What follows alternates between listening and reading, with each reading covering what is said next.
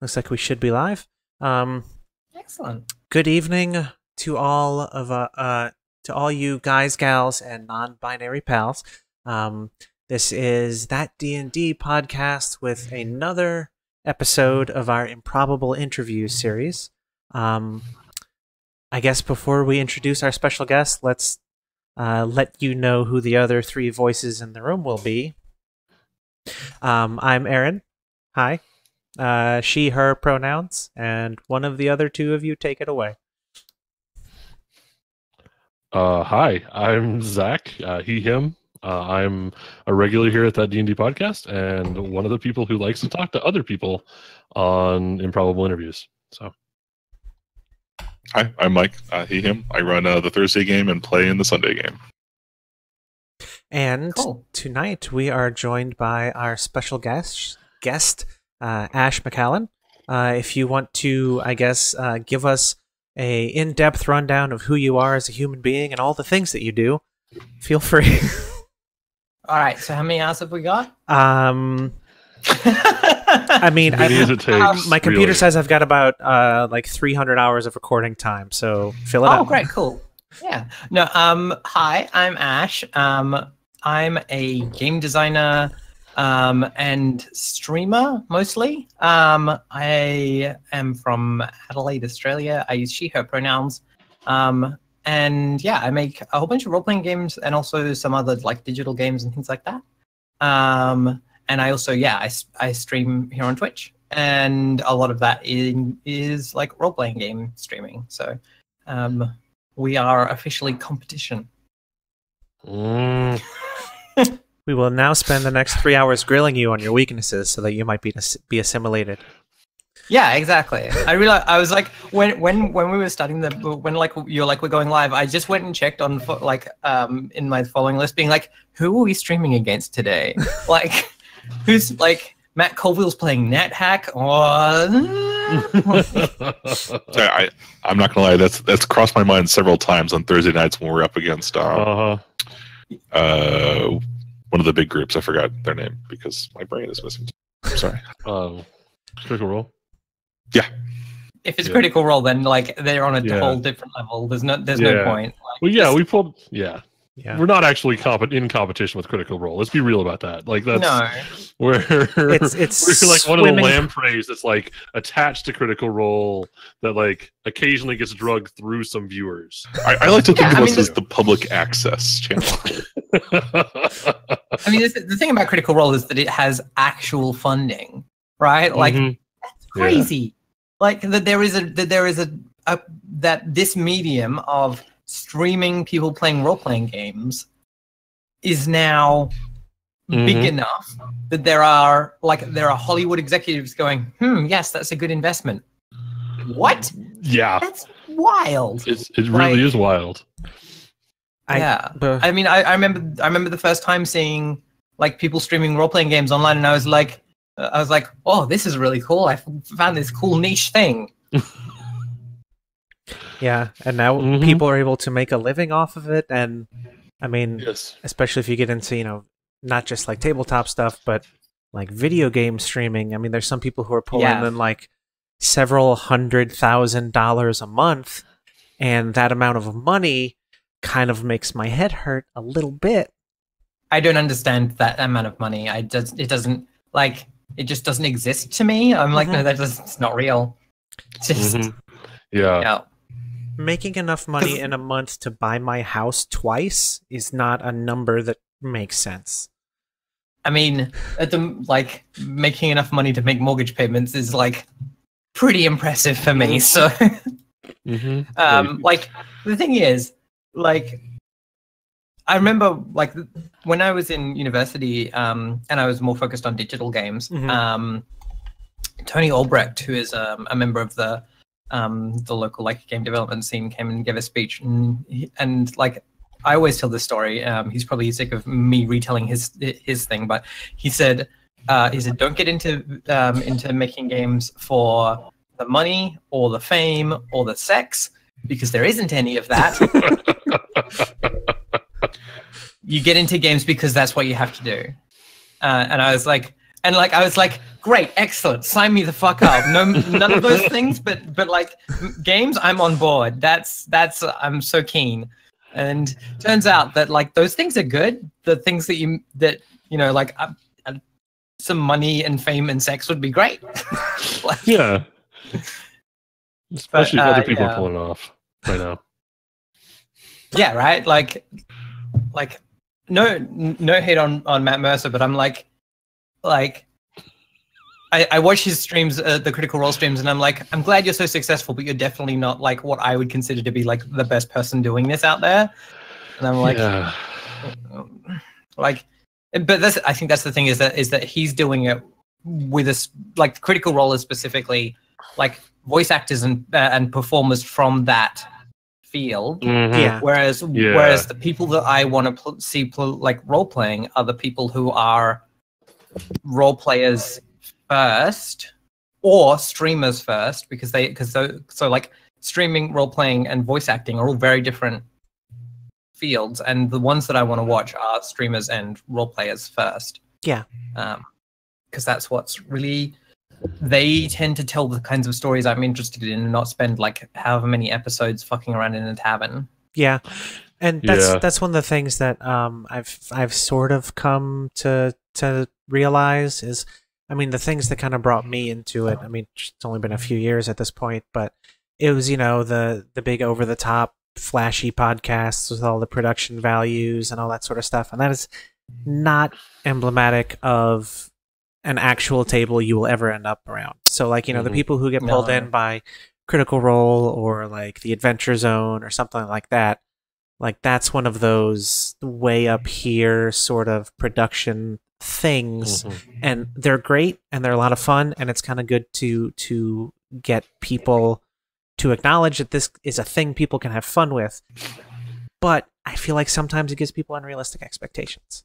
I feel like games as an industry are like both digital games and role playing, and now with streaming, role playing games have finally gotten to the point where they're actually on par with other industries, with other creative industries, and you kind of have to recognize that. And they're like, especially like the like digital indie games are freaking out right now. They're all just being like, what the fuck? How do we do games when there's lots of us? There's lots of people. Anyone can make games. This is ridiculous. How do we? And it's like, have you met the music industry? Like, not everyone gets to be Britney Spears. Most people just get to play guitar in their bedroom, and that's fine.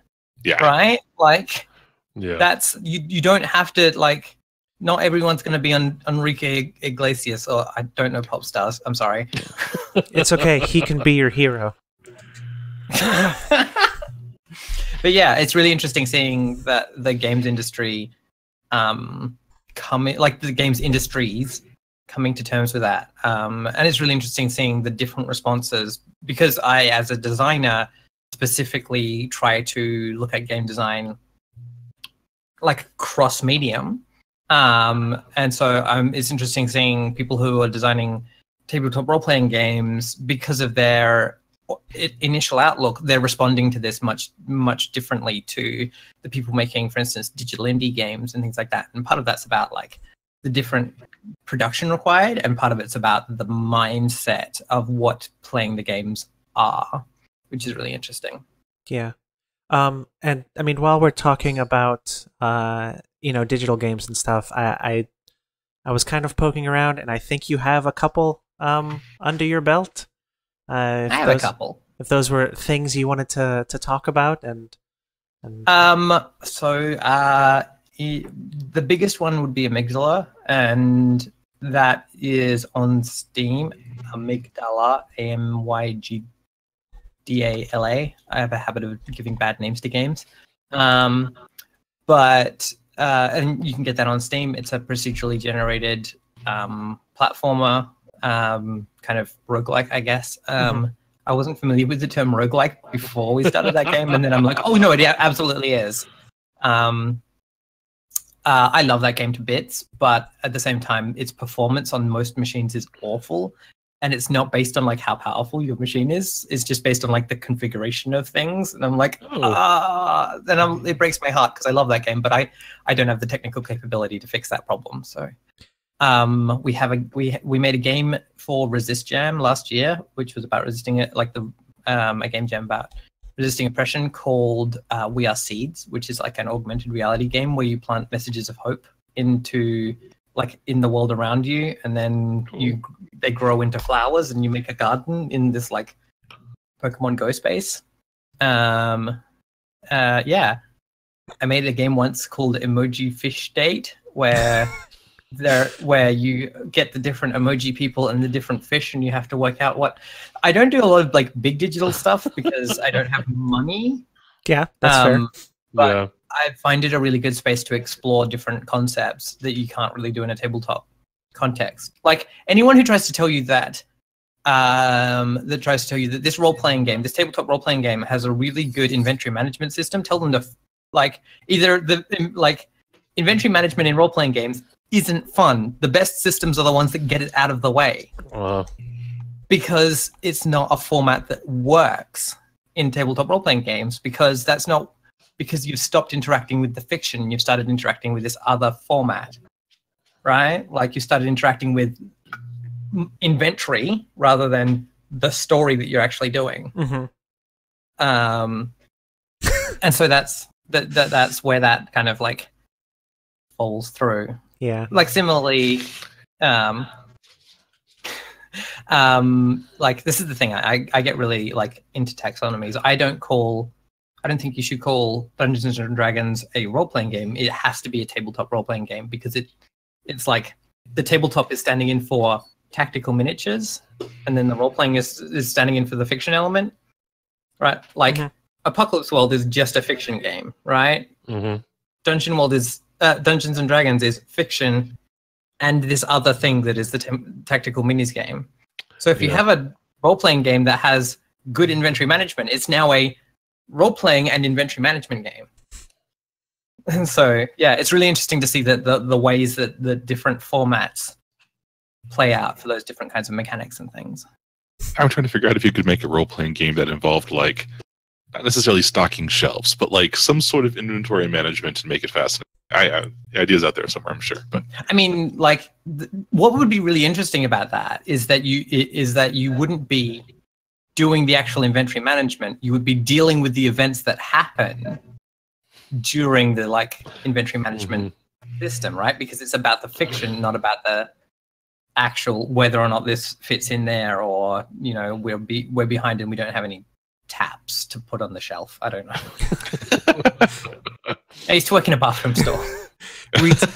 Yeah, I was about to say you could just call it like retail shipping and receiving simulator or something. Yeah. There was a HTC Vive game that was like a VR game that was like office simulator or something. Yes. Copy donuts and get more donuts or something, and then throw them at people. Yeah, that was a good time. Yeah, it's fun. I have it around here somewhere, but I can't figure that out. But yeah, so like my digital games, I think are probably. I wanted to make video games when I first started out, but they take a lot of investment, and I don't want to move to like Melbourne to work at like one of the larger studios here, and by larger studios I mean like III, right? Like Australia doesn't have a AAA industry anymore. The AAA industry fucked off and left, and we were like, okay, fine, we'll build our own damn games industry. There you go. And we've got like this amazing indie scene here now. But cool. I don't want to move, and I don't have the capital to build anything large. So I think you can make really nicely in that situation is actually tabletop role-playing games, because the largest requirement for tabletop role-playing games is time. In that you need to playtest a shit ton. Just so much. Am I allowed to swear? Yeah. Yes. Yeah. Cool. I'm Australian, so it's just going to happen. So I won't drop the C-bomb, I promise. Yeah, that good. Yeah. Mm-hmm. That's the other thing we're going to put in the no column. Those two yeah, exactly. Yep. No. Where was I? Yeah, so like that's the reason that I've ended up like I've been GMing since I've been GMing for half my life. Wow. Yeah. So since I was like 14, 15. And at some point a few years ago, I was like I started like putting out like D&D content on like DM's Guild and stuff like that. Hi, I'm the person that fixed humans. I put out like, you know, a thing that fixes inspiration and a thing that fixes like humans in 5e and stuff like that.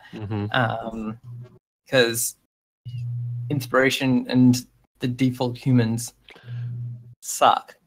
Yeah, I've got some questions about those because I haven't actually looked at the materials you made for them. So I'm curious to see what they are. But I do. The human in D&D has always been sort of a bugaboo for me.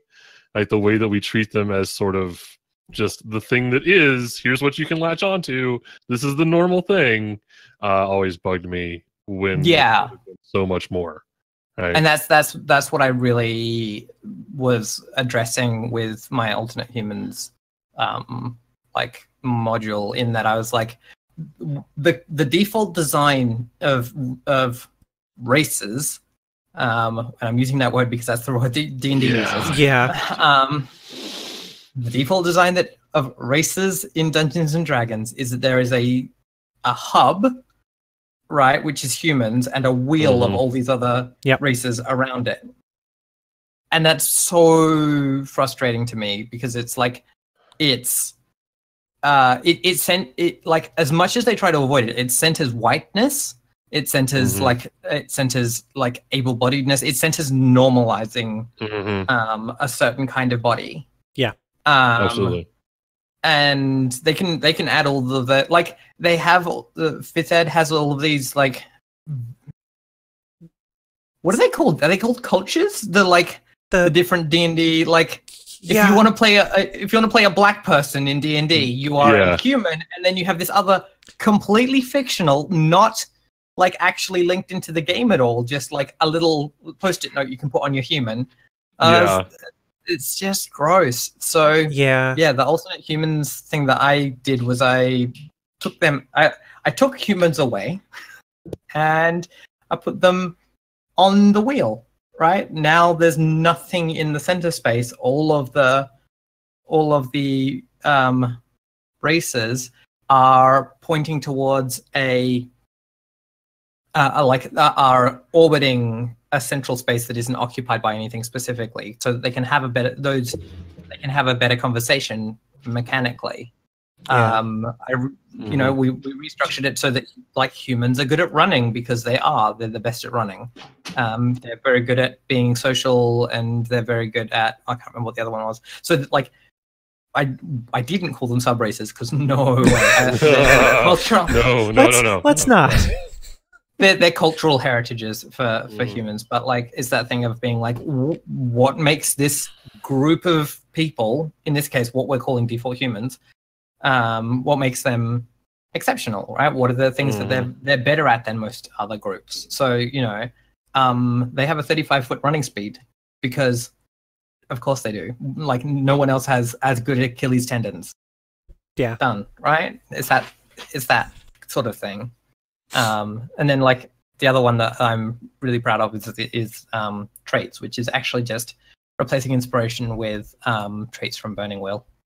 That's all it does. I kind of wondered about that when I saw what it was titled and what it was doing. Yeah, that's all it does. It takes traits from Burning Wheel, puts it in the hands of the players, and uses it as basically the same thing for triggering, using it in the same way as like the inspiration reward of Grinding Advantage, but it's player managed, not GM managed, because I, as a GM, am not going to pay attention to the backgrounds, ideologies, religious upbringings, star signs of everyone's fucking character. Yeah. That's one of the things that keeps me from running Fate, is keeping track of like all the sentences everyone has written about themselves. That seems like I'm never gonna be able to pull that off. So I would argue that that's easier on something like Roll20. Probably. Like, it's really interesting.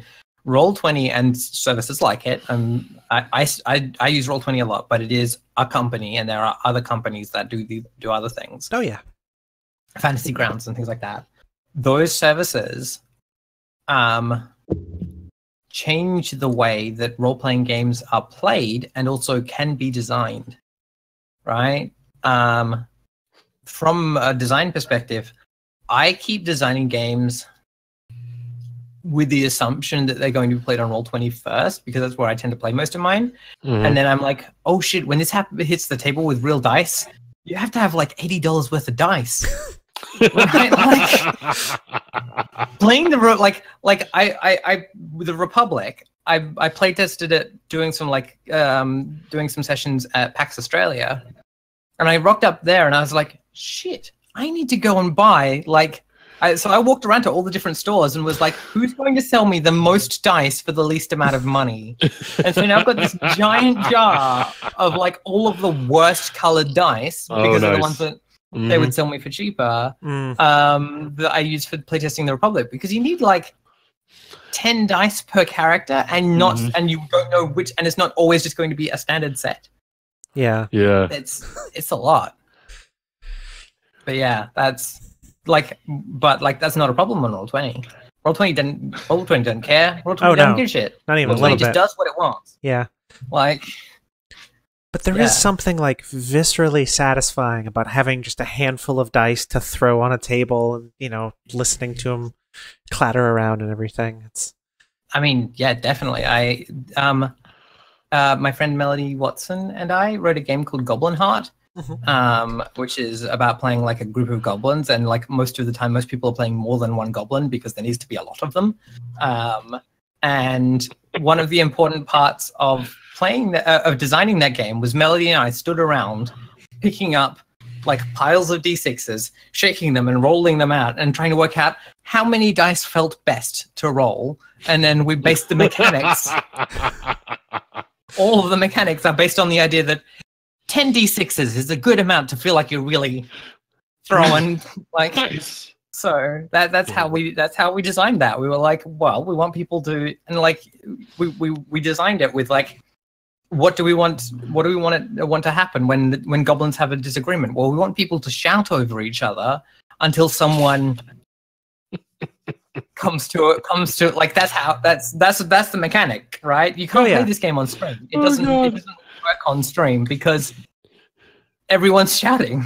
Like, and from this we built a game about like community and recognizing like the strength in other people's diversity and things like that.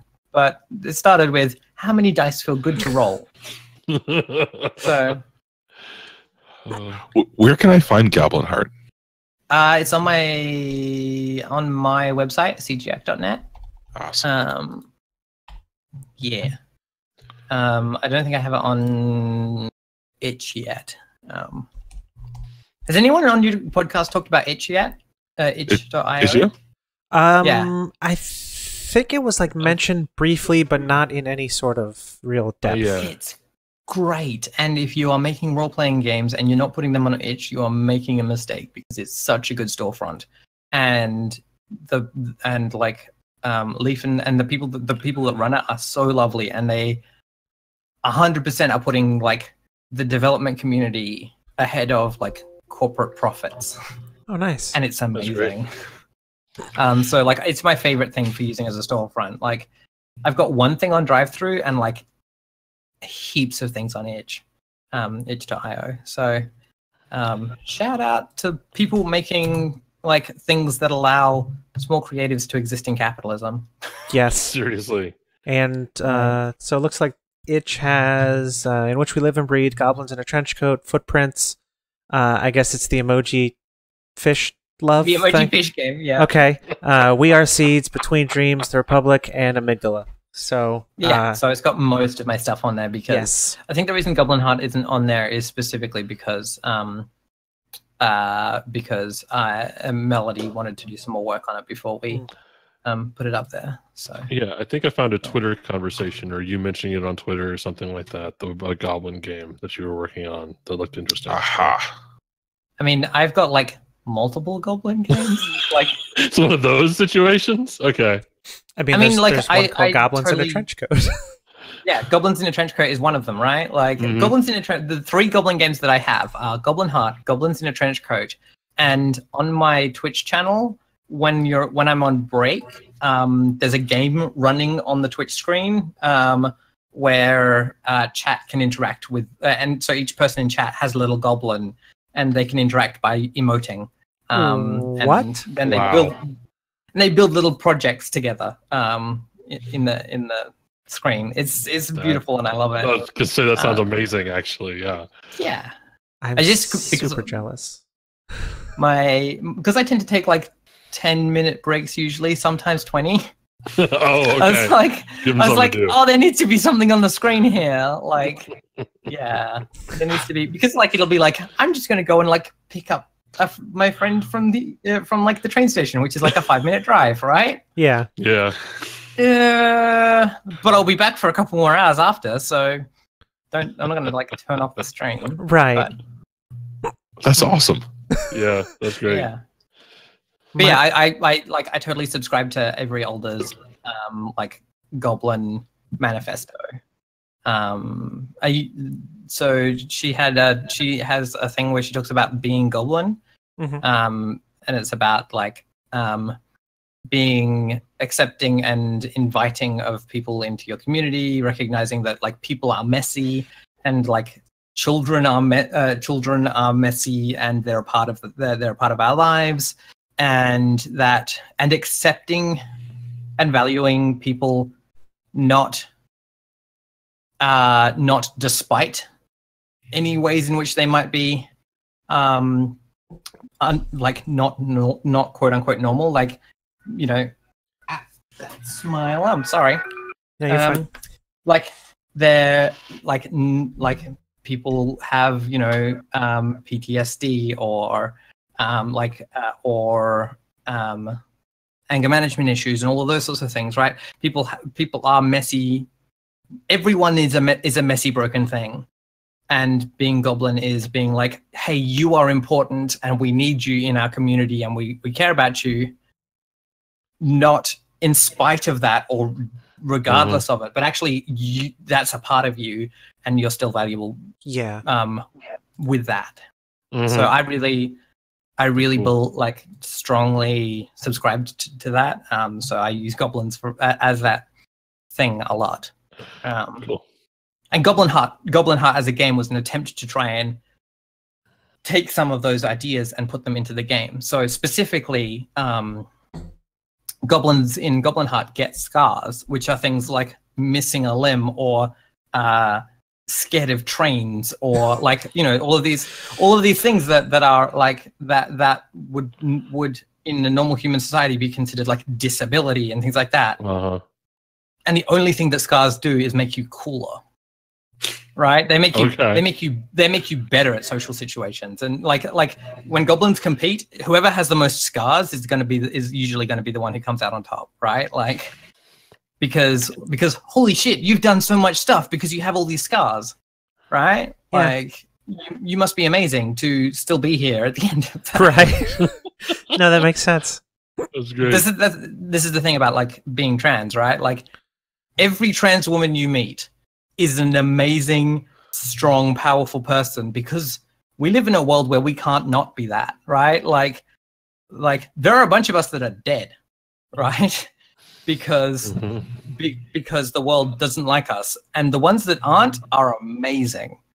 Like, and like every time I'm like talking to other trans women out there, especially out here, out doing things like publicly, like Aaron like having a podcast and streaming thing, is like, holy shit, like despite everything, you're still here being amazing, and that's like so inspiring. I think that's really cool. But yeah, that's Goblin for me. Cool. Yeah. I want to try that. Like that's yeah. Like this is a theme that comes up in a lot of my games. Right? Like I don't like the default Dungeons and Dragons colonialist approach of we are civilization. There are monsters and dungeons and forests and evil things, and we will protect civilization from these things. And that is an eternal battle, right? It's so colonialist that it hurts.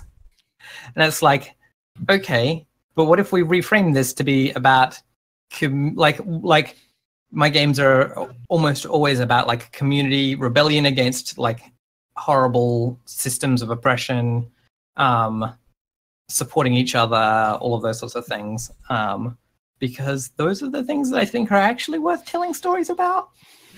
Yeah. Like I'm not interested in my like, and the thing is like I'm interested in those sorts of stories in some ways, but I don't want that to be what my work is about, because there are already plenty of storytellers out there telling those stories. Right. So the Republic, I'm just going to jump in real quick.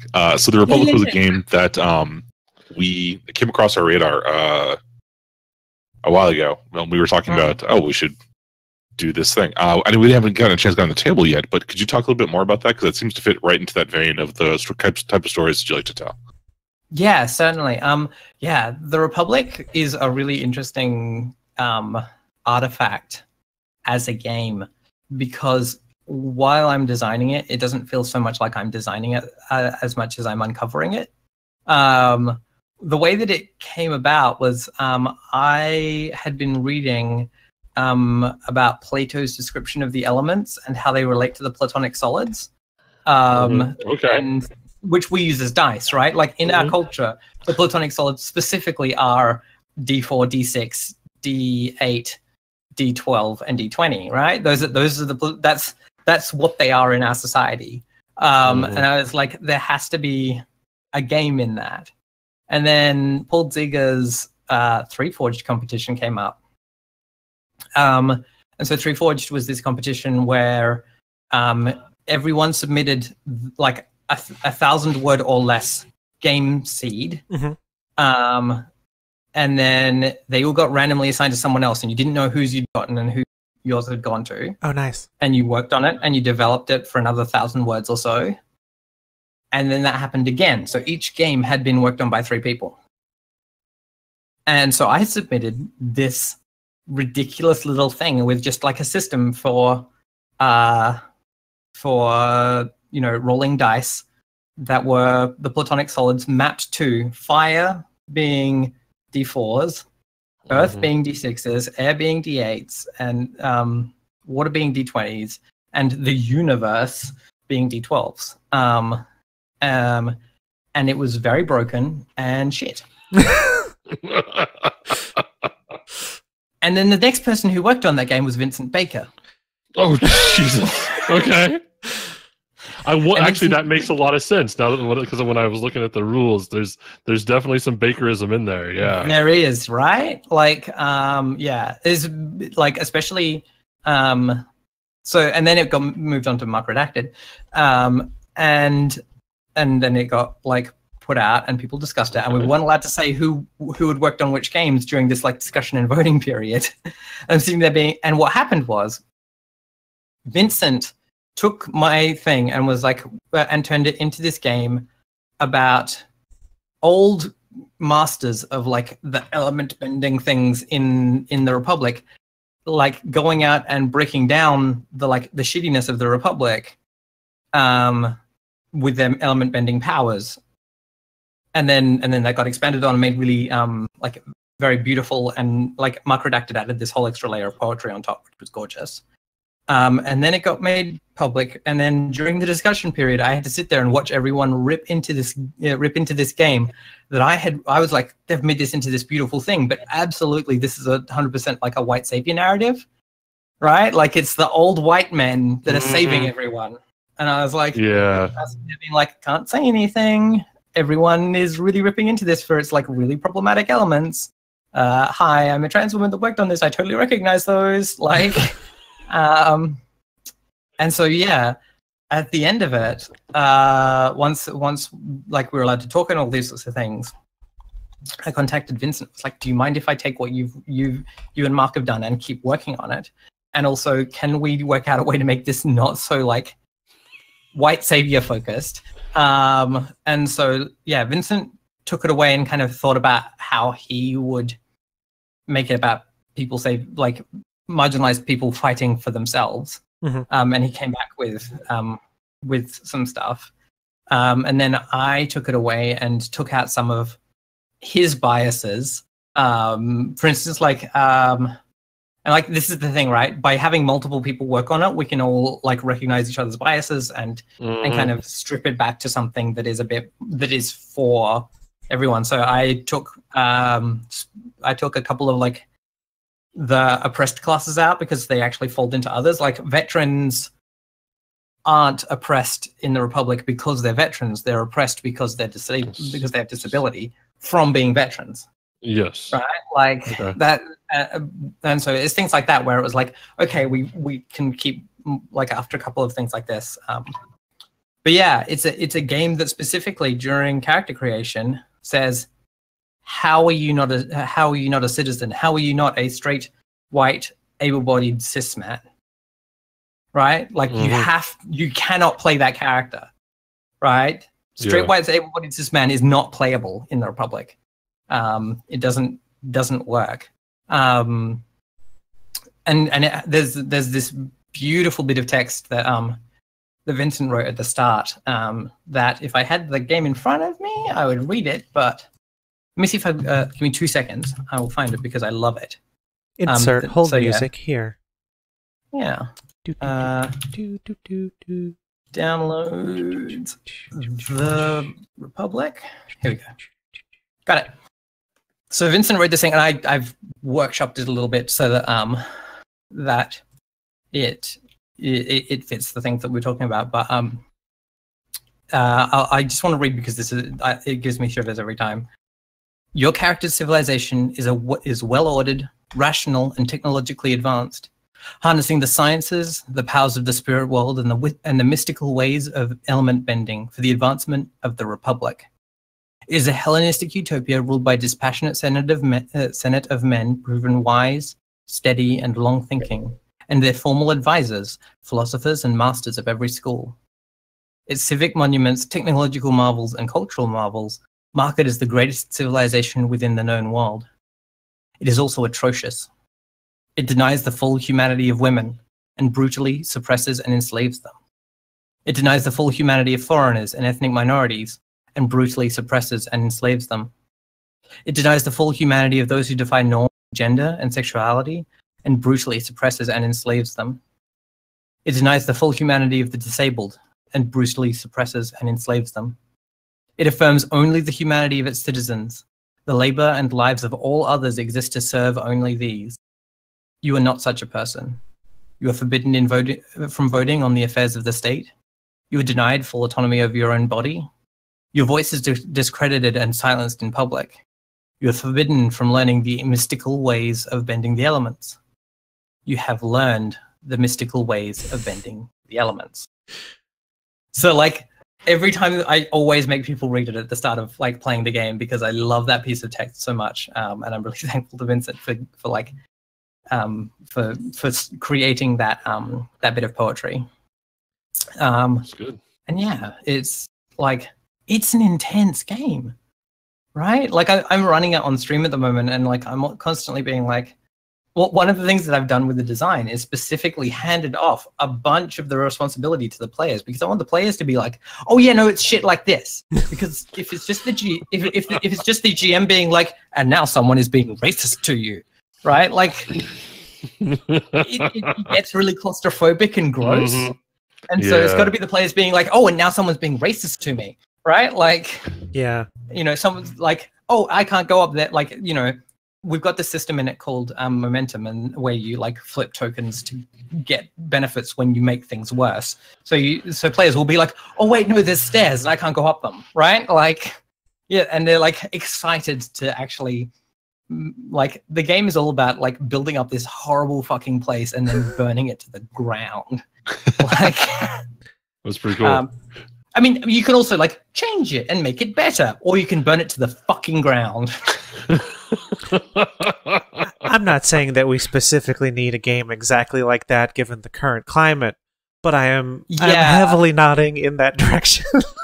Yeah, I made sure that I had it in development and it was all private and stuff, and I released it into early access as soon as Trump got elected. Nice. That's just it's like the world needs this game now. Here you go. You're welcome.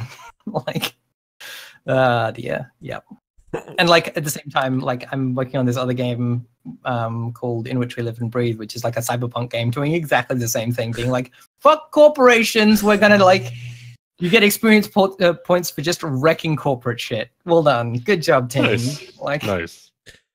Like, because like I get really, I'm totally like rambling in every direction. So if you want to like interject and be like, actually, we have a question about this. No, see, this is what we're here for, is like people giving a shit about the stuff they're talking about and then giving them a place to talk about the shit they give a shit about. Definitely. Cool. And I also want to like sorry, go ahead. No, you. I was gonna say we may circle you back around on something we found interesting that you sort of pay attention off of. But yeah, absolutely. If you give a shit about what you're talking about, please keep talking. It's awesome. So yeah, In Which We Live and Breathe is my take on like creating for Shadowrun what Dungeon World is to like AD&D. Like simplifying it down, boiling it down into something that's more narrative focused, those sorts of things. And it's actually fucking cyberpunk, because you're not doing missions for corporations. You like, that frustrates the shit out of me when it's like, it's a cyberpunk game. Like, Sony Kodak Megacorp has hired you to go and mess with Walmart Disney for us. Right? Exactly. It's like, that's not cyberpunk. That's like totally buying into the opposite of what cyberpunk is. What are you doing? Yeah. So if you're not fighting the power, it's not punk. That's cyber sellout, exactly. man. Yeah, punk is about rejecting rejecting the existing system that is trying to tell you how to do things. And so so In Which We Live and Breathe is specifically like is because I love the Shadowrun setting, but I don't like it when it's corporate mission based. Yeah. So Shadowrun-y. I'm not into it. So we had to do So we've got it's a game that is about like the interplay between like the magic and the tech as like the like Spock McCoy head versus heart sort of tension, but also like specifically rewards fucking up the establishment and like requires you to build your community almost as much as, if not more than, your character. Yeah. Right? Like, because guess what? That's what punk is, friends. Like, build your own shit instead of buying it, and then use that to fuck up the people selling things to you. Yeah. We did a few seasons of like an overarching Blades in the Dark campaign, and like I think it was set in like fictional Vancouver, and there was like an indigenous population, and then at some part in the first season we realized the government was absolutely shitty to these people, and we pivoted from we're going to screw up these other gangs to like we're gonna burn everything down, and we super did, and it was incredibly satisfying. Yeah, I mean, one of the really interesting differences between the Republic and In Which We Live and Breathe is that In Which We Live and Breathe, you absolutely won't succeed at burning everything down, right? Like, that's not a possibility. All you can do is carve out your little space for you and your friends where the corpse can fuck with you less, right? Because otherwise, like, the cyberpunk future falls apart. Right. Basically. Because it's not interesting to like if that happens, you stop playing In Which We Live and Breathe and play Apocalypse World or The Quiet Year or something like that, because you're not playing the same game anymore. Yeah, definitely. The Quiet Year would work really well, actually. I love that game because it's such a good example of like non-conflict based yes game design. I know you talked about like conflict stuff with Andrew a little bit, and I was sitting there being like, yes, there's this amazing thing happening on Twitter. It's being spearheaded by Brie Code, of former Ubisoft fame, called the like Care Wave movement, and it's games centered, but it's like a movement about art forms in general, and yeah, like the hashtag Care Wave like group is really cool to see, making games and art that care for their players and their audiences and their consumers. It's really cool. So like, yeah, I would 100% call the Quiet Year Care Wave. And yeah, I've been trying to work out how to make sure that my games don't have conflict in them that isn't conflict and violence in them that isn't needed for the design, because we default to that because we exist in a patriarchal society where all narrative is framed as conflict, which it doesn't need to be. But that's because that's masculine, like testosterone makes you, like edges you towards like logical, like conflict based sort of like thought patterns. That's a thing that testosterone does to your brain. It makes you focus in, and it makes you feel like this. I had to go off of my HRT meds for a week at one point, and so I had this really weird experience of having like a 1 week menopause, and also like suddenly having like a flood of testosterone and seeing how that affected my brain. And so yeah, my experience of that was that like testosterone feels like a barrier that's constantly around you that you have to pierce with your focus, and anything that crosses that barrier is like is breaking your boundaries, and so it triggers anger. And so like this thing of like focus and barriers and like boxes and delineations and all these sorts of things is a very masculine format, and so that which encourages conflict. And which because we live in a patriarchal society becomes the default narrative format. And so it's really hard to not fall into the trap of being like, well, this mechanic should be conflict based, right? Like who wins in this game? But and so like I do things like look at in game design, and it's not used as much in role-playing game design, it's used more in digital game design, but there's a thing called the Mda Framework, models mechanics, dynamics, aesthetics, where mechanics are the individual rules and working bits of the game. Dynamics are what happens when they start interacting. And then when the whole system is playing out, aesthetics are the experiences of the players. And there are 8, in the original paper, they describe 8 different kinds of aesthetics.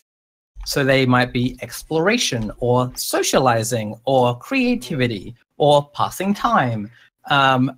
Of those 8, there is 1, maybe 2 that have anything to do with conflict at all, right? Like there are only a maximum 2 of 8, maybe only 1.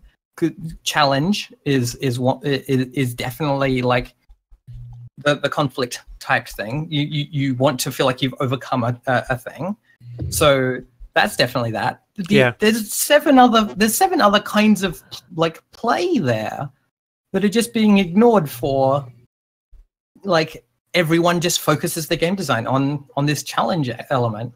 Yeah. It's like I can play Minecraft, turn off enemies, and just go for a walk. And it's beautiful and lovely. And it's a great game to go for a walk in. And there isn't a conflict there. There is exploration. There is the appreciation of like beauty. But I didn't have to like get chased by a zombie and then shoot it. I didn't have to get more resources than my friend. Yeah. It's not required. And so I think that, and like, this is the interesting thing is that like, it's really hard as a game designer to take that step back and be like, does this need conflict? And that's why I love The Quiet Year, is that it's such a good example of like conflict makes almost no, like if you have an argument in the like discussion phase of The Quiet Year, it doesn't do shit other than other than establish like there is no mechanical outcome from that, right? Like the only thing that is that happens is you've experienced the story and you've done exploration and socializing, right? You've done that thing, and so I think that's really like I'm really excited about like seeing this Care Wave community focusing on that as a design principle of like, A, let's not have conflict if it's not needed, and B, can we care for our audiences? Because like I wanted to be a priest when I was a kid. Turns out they don't let gay, atheist, polyamorous trans women do that job. Unfortunate, but I can do some of that both through streaming and through game design, right? I can make games like Goblin Heart 100% is a game that attempts pastoral care through game design. Yeah. And that's what's most exciting to me. Really, that's what I'm about. Yeah. That's good.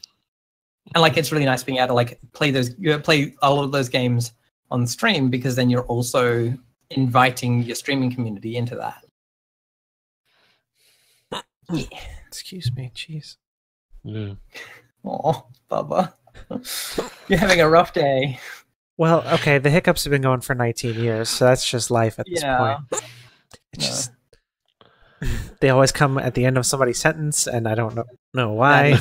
Okay. It's probably your brain going, what happens next? I know what happens next. A hiccup. Yeah. If I process a thought for too much, it shorts something out, and then my body starts to shut down. So I had kind of a random-ish question.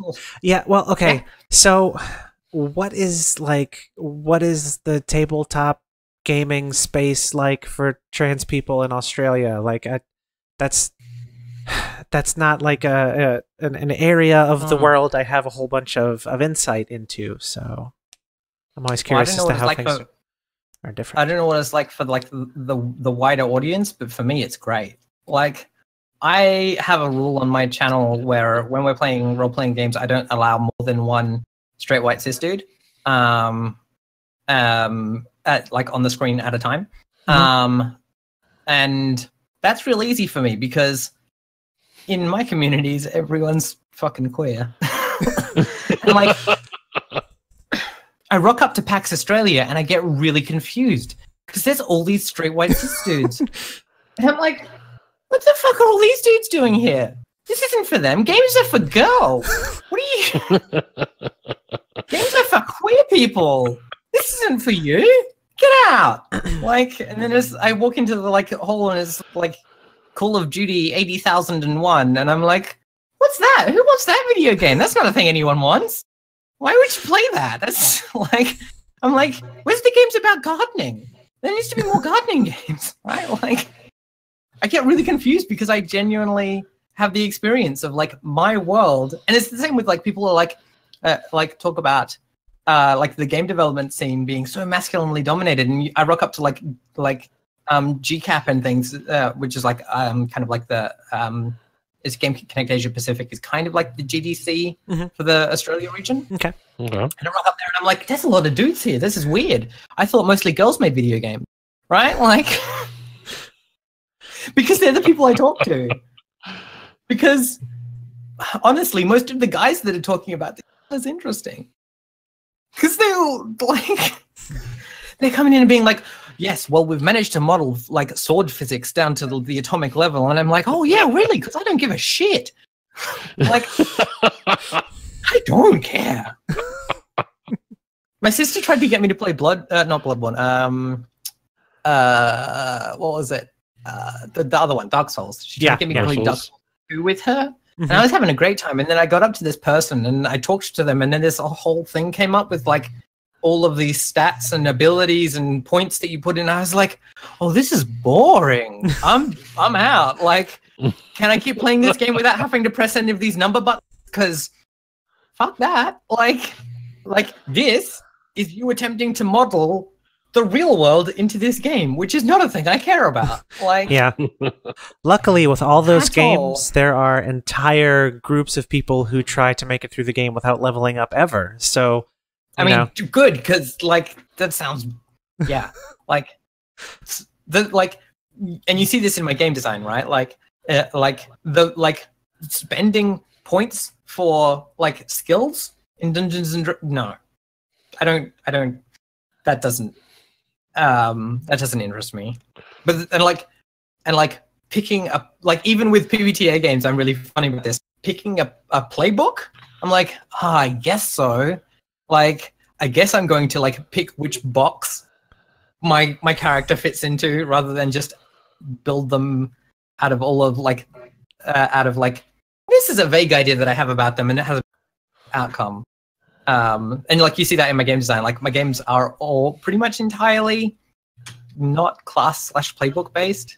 They are all just about like, and this is the thing that makes my game design is like that, plus attempting to do magic tricks with the math so that you can make really simple decisions and it still comes out playing and feeling like an interesting narrative, rather than so like the math behind the Republic is like there's a spreadsheet that I have that I used for calculating all of the dice values for the Republic, and it's not a small spreadsheet, and the numbers don't look like they make any sense, but the result of them is a magic trick that makes it so that so that these dice feel this way, like when you're rolling them. Like you will notice that if you look at it, if you look at the like dice values for the Republic, Earth isn't very good at it isn't as good at its thing building as the other dice are at their thing, right? D6s aren't actually very probability wise. They're not great statistically at their thing. What they are, though, is really good all round, and it creates that feeling of stability, right? Earth is always going to like have this stable feeling about it. And so I've got this huge like number filled thing so that you don't have to think about it. You just roll the dice and then have emotions. Okay. Because I feel like that's the role of the game designer, right? The role of the game designer for me is to be as much a ghost in the room being like, ooh, you feel sad. Because you rolled a 7, right? Like that's the role of the game designer to me. Mm-hmm. And so like all of my games are like, get out of the way from like heaps of the fiction stuff and just have this like really light touch to try and influence you into these sorts of experiences. But yeah, so yeah, I don't like simulationism. I don't mind like this like tactical minis games if that's what you're sitting down to play. Yeah. Like if you're sitting down to play Dungeons and Dragons, the more time that you spend out of combat, I'm like, why are we doing this, right? Like, because it's a game about like Dungeons and Dragons to me is a game about the emotional and like narrative outcomes of those combats. Mm-hmm. Right? Yeah. And so those combats need to be nuanced because like you need to be able to be like, dude, you didn't cover me when that person like shot at me, what the fuck? And there's like, oh no, my friend fell down and friend like failed his dexterity check and tripped over, and then I stepped on his neck and now he's dead.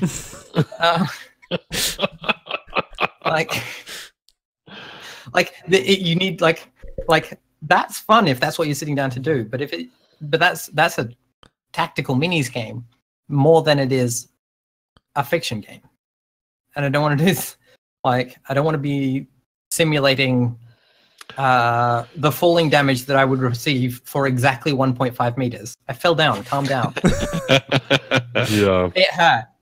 Oops. Mm-hmm.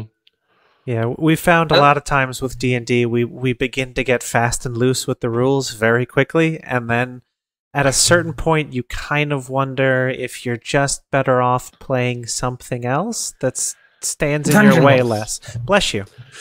I mean, yeah, D&D is the mono game, right? It's the one that so many people play, and that so much of our sort of collective first experience with RPGs was in, and so we all sort of developed that reflex, especially if we've since moved on and come back, of being like, okay, yeah, this doesn't do the thing that I wanted to do. Let's do this other thing right now, and then we'll come back to this when D&D is the right thing to be doing.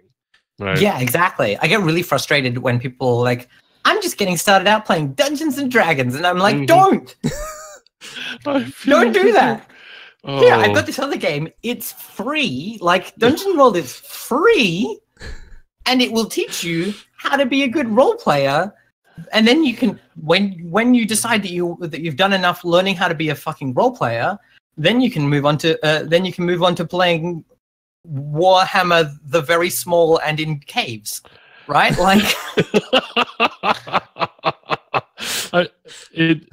D&D as like the entry vector to the hobby feels, because it's almost, I hesitate to use the word a hazing ritual, right? But it's like almost that. It's almost like we as a culture and sort of tabletop role-playing gamers, as much as you can call that one unified culture, right, is the thing that so many of us have experienced, that it becomes a common language and a way to common entry vector. Yeah. And I'm not saying that D&D is a bad game, or that it doesn't do the things that it does well, but it doesn't do a great job of introducing people to the hobby, in my experience. You got to really work to get somebody new playing D&D on a level that makes them feel comfortable and gets them actually doing the role-playing game thing. Yeah. Because as you said, D&D is not a great game for role-playing. It's a great game for doing the thing D&D does. And like, this is the thing about Critical Role, right? There's all these people seeing Critical Role and being like, I want to do that. They're not doing D&D most of the time. So don't play it. Play this other thing. What I should do, I should print out, like, there was someone did a minimized version of the Dungeon World rules. And I can't remember what it's called. Oh, the World of Dungeons, or the... there was I can't remember, but I should print that out and then just go to my local game store and just put it in the front of all the D&D books.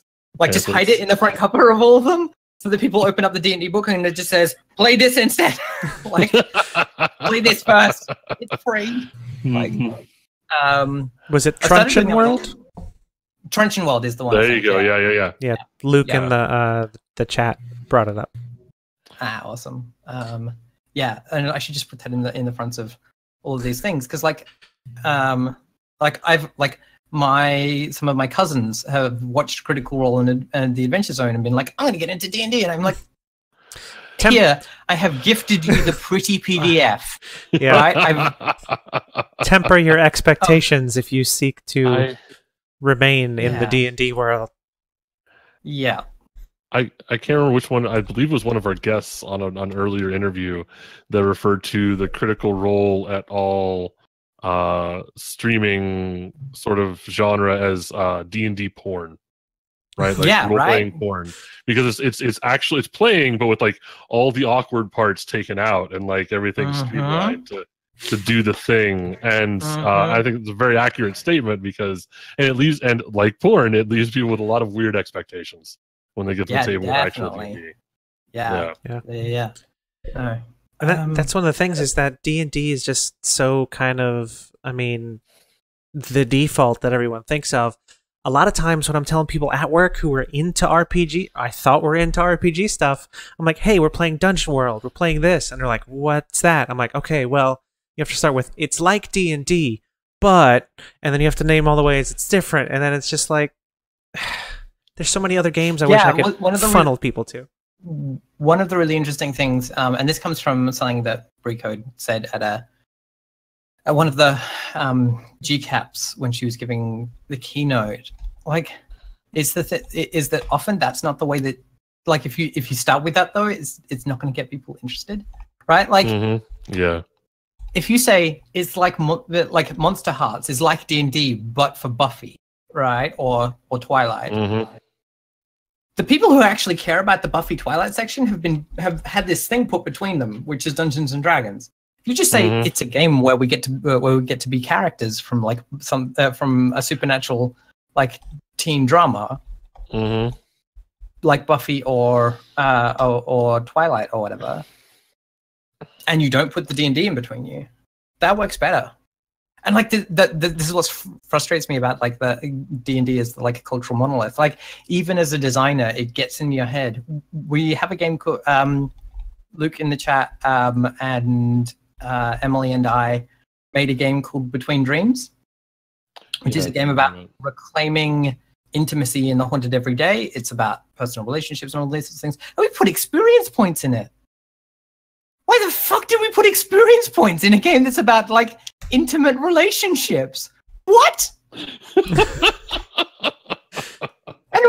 we were like, now let's think about what does leveling up look like in this game? Does it like, how does it change you and all that?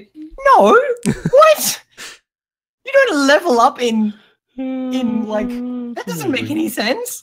Why did we do that? Because of Dungeons and Dragons. I held your hair while you threw it up. That's 7 friendship XP. Right? It's better than rolling a 5 on your friendship roll. Yeah. Yeah. It gets in like Dungeons and Dragons because it's the cultural monolith.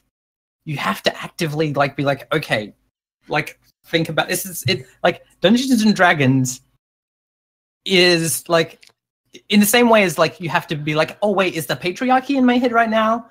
Right? Like is it patriarchy that's making me think this? You have to be like, is it Dungeons and Dragons acting as a tool of the patriarchy? Like Dungeons and Dragons is 100% a tool of the patriarchy. You're not wrong. Dungeons and Dragons creates the toxic gaming environments that keeps women and people of color and queers out of gaming spaces a lot of the time. Right? It says here are the white straight men fighting all of the orcs so that the women can be safe, and blah, blah, blah, blah, blah. And yes, well, I know the rules best, so therefore I'm important, and fuck off. Just fuck off.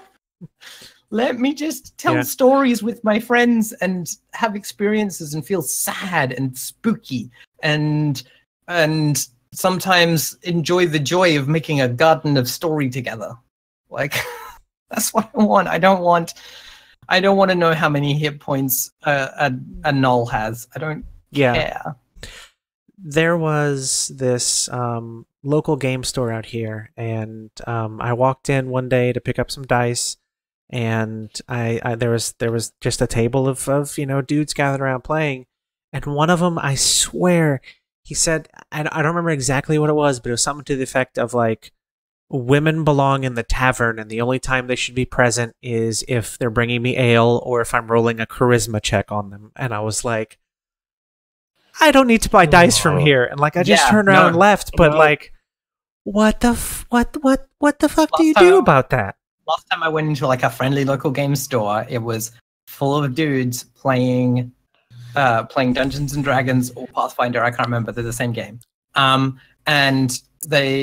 I was like, okay, I feel uncomfortable, especially because this space is designed to be really like open, and so like I can't like hide behind shelves or whatever. And I was like, I can't see the things I want on the shelf. So I went up and I was like, hey, do you know when the second edition of Apocalypse World is coming out in print? Like, is that a thing?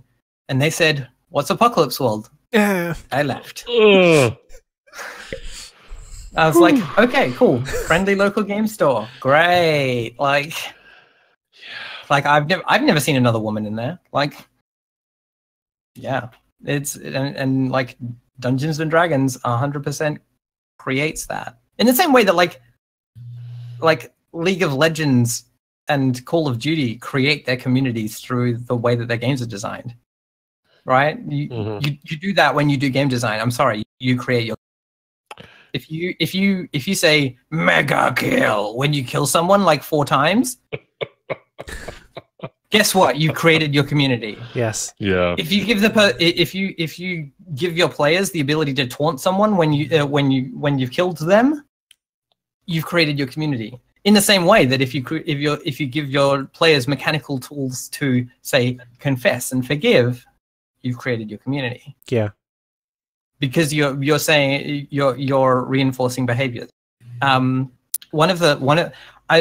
Being in Adelaide gives me the incredible privilege of sharing a city with Jane Cox, who is an amazing woman doing.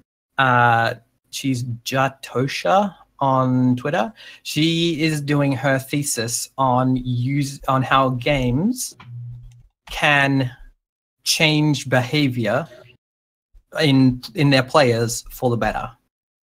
And her work is just so, like, every time I get to listen to her talk about it, and I have a lot of friends. I have a lot of friends doing like doctorates and things, and I love them all. But also, Jane's is the one where I want her fucking thesis to be published so I can read it, because it needs to be here now because I need it, right?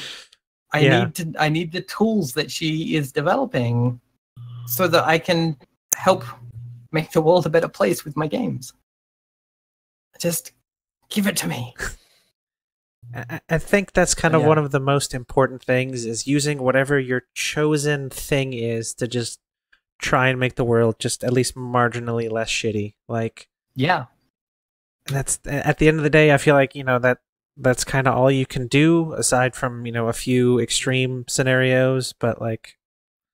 Yeah, I mean, some of my games are just about bringing joy to the players, and some of them are about like learning how to get together with other people who were marginalized and burn this motherfucker to the ground, right? Like, you can do that work in so many different ways. I think there was some stuff in the Carewave hashtag as well that was really helpful. I know Jane retweeted something the other day that was really helpful on like game design that can be like, that can do that work. Yeah.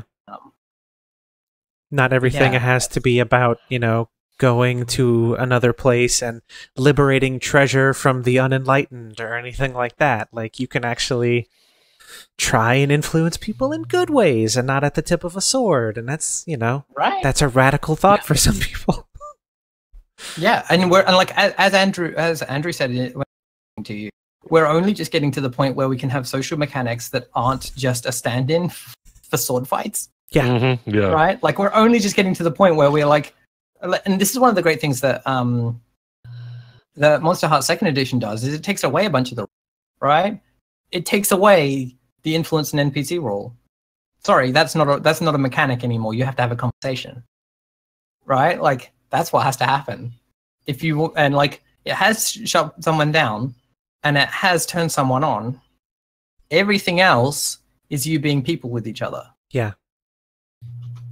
Like, it's beautiful. But yeah, it's a good time. Also, just that's what I'm big about. Yeah, I was just thinking those charm person spells are like one of the skeeviest things. Just so yeah, 100%.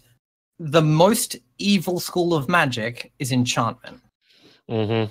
Yeah. And I can't remember what game it was. I was fiddling with a game design recently, because you just have a couple of like things you're working on constantly in the background, and I think I'm allowed to talk about this now because I think the statute of limitations has passed. I'm working on a game called which this is the first time I've talked about this publicly, so I'm working on a game called Oracle, which is a role-playing game based on where you use cards rather than dice. Oh, fun. Because card-based role-playing games are the hip new thing that everyone is doing. But in that, I specifically called out that necromancy was a form of enchantment. Right? Like, okay. All you're doing is casting an enchantment spell on a dead person and telling them to get up. Yeah, you're still binding someone else to your will. Basically. Exactly. Yeah. So yeah. I'm really excited about that game because it frames the entire adventure as like fortune telling. A bunch of adventurers go to an oracle and be like, "What's going to happen when we go on our adventure?" And the oracle lays out their cards to do the fortune telling. And at the end of the game, the adventurers have to decide whether or not they're going to go on the adventure because like what has happened in the cards. Nice. So all of the game is told in this future tense, which is a really weird way to write a game. But it's really fun. That's awesome. Does sound awesome. So that's a thing that I have cooking. I just want to make sure that the reason that I haven't spoken about it publicly until now is that I don't want to step on someone else's toes that's doing something similar-ish. Oh, okay. But I think they haven't specifically, like, I've been like, here's the thing, is this okay? And they haven't told me no, so. Okay. All right. Okay. All right. Yeah. We'll have to keep an eye out for that, definitely. I feel like we've got a whole lot more stuff to play now to add into our pile of like. I make a lot of games. I make like the problem I often find is that like I'll like make the core game and then not fill out the rest of the space around it, and that's usually the problem with the things I design because I want to do that light touch thing. So I don't. So my touch is too light, and then it's like, yeah, but like, can we please have some rules about equipment? And I'm like, no, sorry, you don't get that. Not for you. Away. Here's the frame. Build a house, asshole. Yeah, exactly. Right. Like, I did this thing in a couple of games where I put stuff in, and it's like, is this rules or fluff text? And I'm like, whoa, you work it out. I don't care. And like, I'll do things like capitalize something, like if you roll a 7 to 9, then then go down, right? And it's like capitalized as if it was a rule, and then just not put a rule in. Now you have to work out what that means, like at your table. I'm sorry, I'm not doing that work for you. You have to work out what that means. Like you get to decide what fall down means mechanically for you. In Between Dreams, when you are overcome, choose one. Become broken, incapacitated, or dead, and like those don't have anything other than fictional. Like, what does broken mean? It's no rules. You work that out. You're broken now. Like, that's What's a narratively interesting definition of broken for you? Yeah, and things like the people on Reddit don't like In Which We Live and Breathe because it gives experience to the group, and then the group can spend it on either things for the group or things for individual characters, and I don't give you rules for how to negotiate that, because you should all be fucking adults. And they were like, this is going to create conflict at the table, and I'm like, too bad, that's not my job. My job is not to babysit you. Right. My job is to actually, create the game, not like it's not your GM's job to do that or anything. It's your job as a group to be adults and like respectful to each other. And like how that goes. Yeah, well, like you talked about earlier, and like we talked about with Andrew weeks ago, like there's a very like rational-minded, testosterone-driven, masculine approach. It's like we have to divide this equally, otherwise there's going to be a fight about it, because we can't work this stuff out on our own, because D&D or whatever game is ultimately about me and my character somewhere nearby you and your character, rather than all of us together doing the thing. Yeah. Right?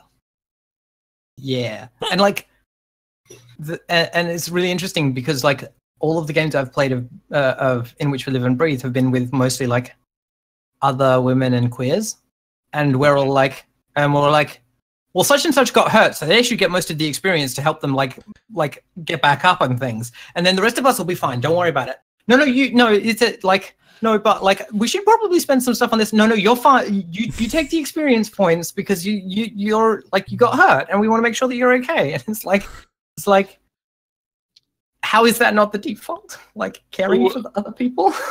Yeah, I mean, as like not any of those types of people personally, I can totally see. Like, my natural reaction would be to sort of sit back and not sort of push to get the stuff myself, but also be ready to body somebody when they decided to try to take all the points. Right? Yeah, right. Yeah. I mean, and like I do a lot of talking about like this stuff, and I want to make a point that when I'm talking about that, I'm talking about groups rather than individuals and things like that, because I don't want to be. Because one of the things I hate is when I say like, there is this tendency that men tend to do this, or there is this tendency that women tend to do this. And it's almost always, it tends to be men who then come in and be like, yes, but I'm not like that.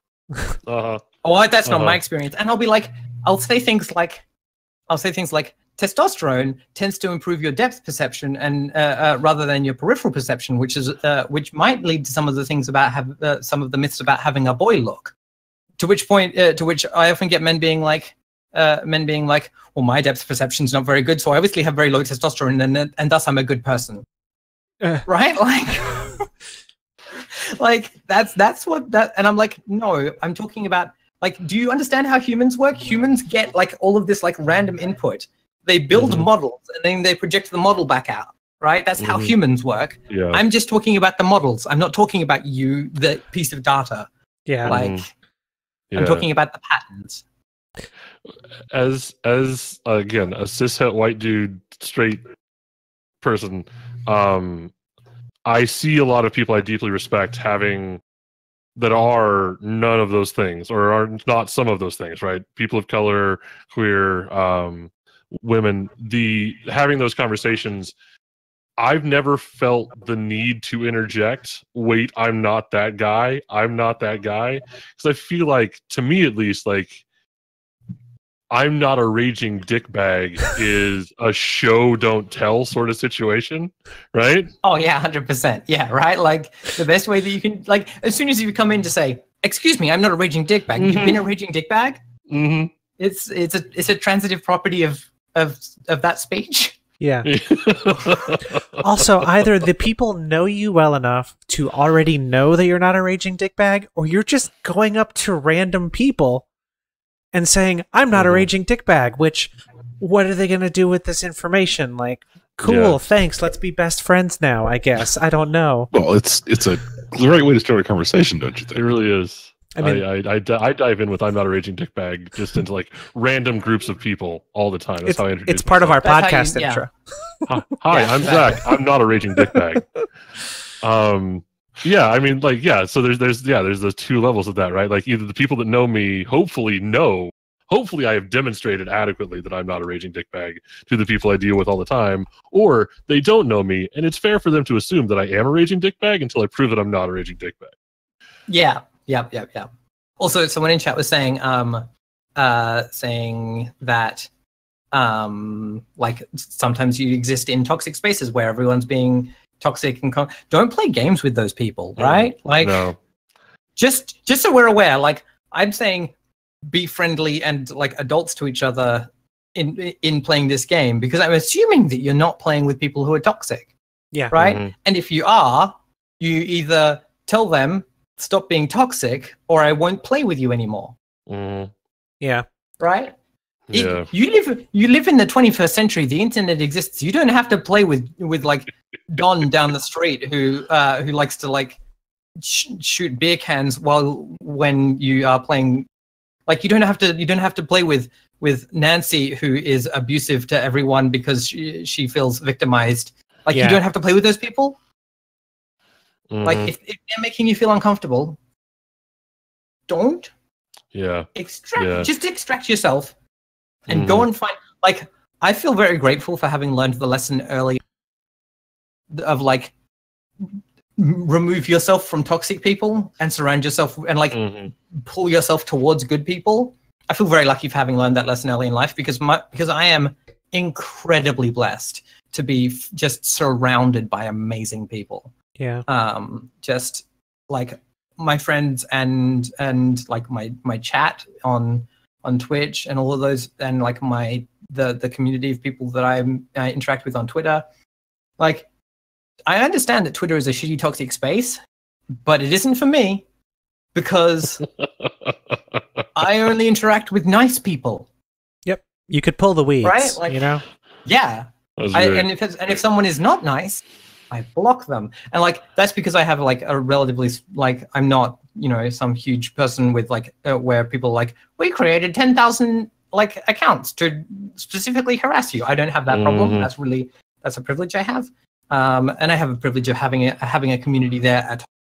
That's also really like a privilege that I have. But like, for me, like, I am surrounded by amazing, lovely people. And a lot of that is because a lot of them are, women in gaming and queers and people of color, because they have to have been stronger and better and nicer in order to get through. Mm-hmm. Yeah. I mean, like it's the thing. Like, I don't understand when people are like, "Oh, why are you hiring like women and people of color? Just hire the best people for the job." And it's like, have you noticed like what like mediocrity white guys get by on? Like, there are some amazing white dudes that like I like a lot. Some of them are attractive, and some of them are clever, and some of them are honorable and nice and brave. But there are a lot of fucking mediocre white dudes, and a lot of them are way more successful than they have any right to be, because like the women working twice as hard. Have you heard the thing about like most in like a lot of corporate environments, whenever if you fire a woman or a woman leaves your environment, you usually have to replace her with like 3 or 4 new people, because a lot of the time she was doing the work of 3 or 4 people that you weren't noticing. That checks out. Yeah, it's like, because the corporate environment doesn't care, right? The corporate environment is just like, oh, that's working, great, fine, money is coming in. And then they're like, oh no, human resources has to work out how to make those things happen again, and we need 5 people to do the work that like one woman was doing, because she didn't get there without having to do 5 people's work. Yeah. So. Mm-hmm. Yeah. Anyway, I was about to say, I have to say that, like, were it not for the internet being a place you could do RPGs, I probably wouldn't be doing them, because being a trans, gay, poly human being in the deep south in the United States in a red state probably wouldn't go great. But yeah, but I mean, but the internet is here to give you hugs. Yeah, and I got real lucky on my first try and found like a super great bunch of human beings who have been nothing but fantastic, and sometimes you get lucky and you go with it. And even if you don't get lucky the first time, you can keep trying. Try again and be like, this person's good, I keep them. Yeah. Build a deck of good friends.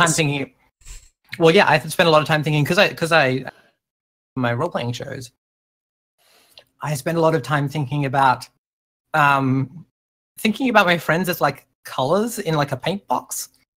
And so when I'm gonna be like, hey, I'm gonna start we're gonna play like 5 weeks of Monster Hearts, what colors do I want to paint that Monster Hearts game with? Do I want to make it really dark?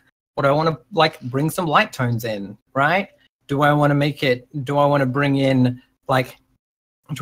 busy, or quite simple and smooth and like pointillist or whatever? Like that's and so yeah, you're building a deck of friends, and which is great, because then you can always have a friend for the right thing. I'm glad that I have an electrician friend, because the lights don't work in my house currently, and I don't have any money. So it's all right. We have lots of lamps, and it's actually, we haven't got anyone to fix it yet for like 2 months, because we just have lamps and it's nice. So like nighttime comes and everything becomes very moody, like calm and all those sorts of things. And you like cooking by candlelight and stuff like that. It adds an air of romance to daily activities. Adding an air of romance to daily activities is so important, though. It's right. No, absolutely. Like that's a thing that is like needed. Controversial, but I'm a big fan of like Alan de Botton. Usually when he's writing rather than speaking, because he does tend to sound a bit like a wanker. But like, but when he's writing, at least, the Architecture of Happiness and Religion for Atheists and things like that, the idea of recognizing that things aren't entirely just about practicality, and things aren't just entirely about romance, but they're about the meeting in between. So, you know, how you fill your house affects how you feel about it and your life and yourself, right? Like, there's a reason that feng shui is a however many thousands of year old like principle, because it actually matters you know, if your house is poorly arranged, poorly lit, and all those sorts of things, it's gonna affect you negatively. Yeah. And so yeah, I think and like ritual and things like that are really important to me. You know, being like, okay, like before bed we're going to do this and this and this, because that gets us into the mindset for sleeping and things like that. So yeah, bringing romance into like everyday stuff is really important. Definitely. Yeah, we're doing a good job of talking like strictly about games. I'm really impressed. Oh yeah. Just I don't think we've even veered once. I mean, we've gone through 48 pages of questions, and it's been basically like a Senate judiciary hearing. Like you just answer 3 words, and we move to the next question. I have some really complicated feelings about graphics. They are don't.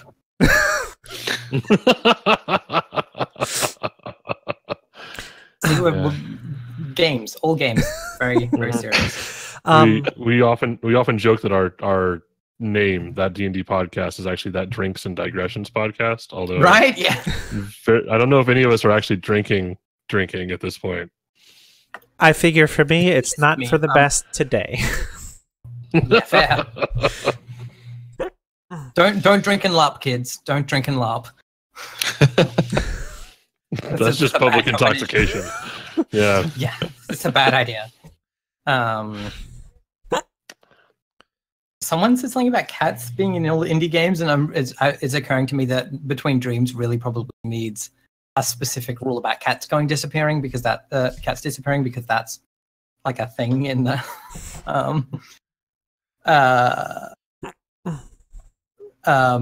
like in the fiction, because it's Murakami and Miyazaki, and there's always cats in both those stories, like stories. Oh yeah, but, yeah. Like cats disappearing is like Murakami like default. But yeah. Cool. Okay, so to sort of how are our question list going? We're covering like some of our questions are fairly wordy, so we're hitting like a third or half of any given question is sort of right, of course, slicing through the list that way. Yeah. Well, you haven't got the passwords to the bank accounts out of me yet, so we figure that's for off. That's for off stream. If we're gonna data mine you, we might as well at least, we're keeping all the XP to ourselves, and we're being greedy and not letting the chat have any, because that's the kind of people we are. No. So I just punched my microphone. Sorry. You were saying earlier that you design your games with playing on Roll20 and like streaming, and you have that sort of thing in the forefront of your mind. Kind of in that vein of thinking, what do you think makes like a good stream DM or a good stream player, and are those like mutually like overlapping skill sets, or are they separate, do you think?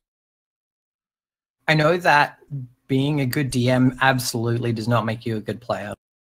And that's because I'm a good DM and a pretty terrible player. And like one of the things I've been like investing is like practicing my player skills, because like there's this thing when you DM all the time and then you start being a player, you forget that you're not the DM, and you're like, and like you'll make declarative statements. You'll be like, this is like, and then this happens, and it's, rather than like if you're a person who's a player a lot, you tend to frame things as, is this what happens, right? And like I'm going to try and do this, and things like that. And you tend to have trouble not speaking over other people, and things like that. And I think the thing about like doing things on stream is that there's only, like Andrew talks about this sometimes, there's only one audio stream. So if two people are talking at the same time, it becomes unintelligible. So you need to get really good at picking up, especially because there's also a delay. You need to get really good at picking up the cues for when someone else has finished talking, and when someone else is about to start talking, give them space.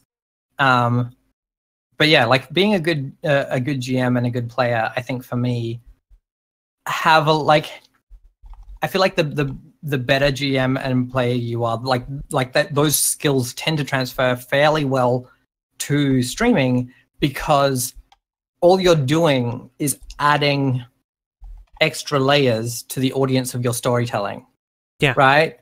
If you're a good GM or a good player, you're practicing your storytelling skills, and you are and so when there's an audience added, you're just extending that out to include them in what you're telling. Yeah. And it's really interesting. Like, I've had the discussion with some of, like, because I've been playing for a really long time, I've got a bunch of people that I've played role-playing games with for a really long time, and I've been like, hey, you're a really good role player in that you really understand, like, the internal world of your character. Mm-hmm.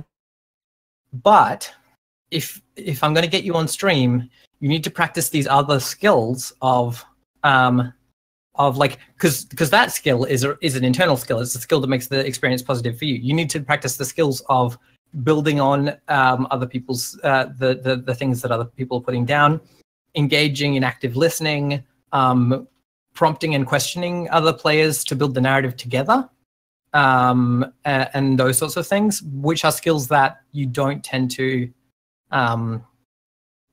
like pick up on by default. And like games like Dungeon World kind of teach you a bit of that. But like one of the things that has been really interesting for me for the last couple of years, and for Emily, is that I've been like watching people who I admire like streaming role-playing games. Mm-hmm. I watch so much of Adam's stuff; it's ridiculous. And so like, and watching them and thinking, how can I be a better GM? Yeah. Right. And Emily, because she's like the player that I get in every time. She's my ring in. Like I get her in on most games. She's been spending a lot of time practicing being a better player, and she's gotten better at those skills of listening, trying to engage other characters in her story, trying to use her own character to like build on and engage in the stories of others, helping the GM like find a smooth narrative, mm-hmm. things like that. Those are all skills that you can learn as a player. And the GM and player sections are quite different because of the way that you have to do creation. GMing is much more broad, whereas character is much more deep in your play style. And that is really like descending deep into your character, like understanding your character as a character, not as you, like having that separation, but still understanding them as a tool in that way, a tool for storytelling quite complexly. The more complex and full your understanding of your character as tool for storytelling, the better you're going to be able to use it to help with the different stories that are going on. Whereas the GM almost needs to be doing this other thing where they are hanging just hooks everywhere. And I don't mean like plot hooks. I mean like just hooks for people to put paintings on, mm-hmm. right? It's not a hook to pull someone in. They're putting hooks on walls for people to put their stuff into, right?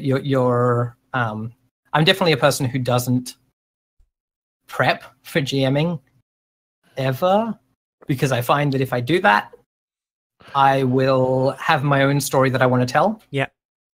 And that's never helpful for me as a GM. It always just gets in the way of me being like, here's the thing. Do you want to interact with these? You see a party of goblins.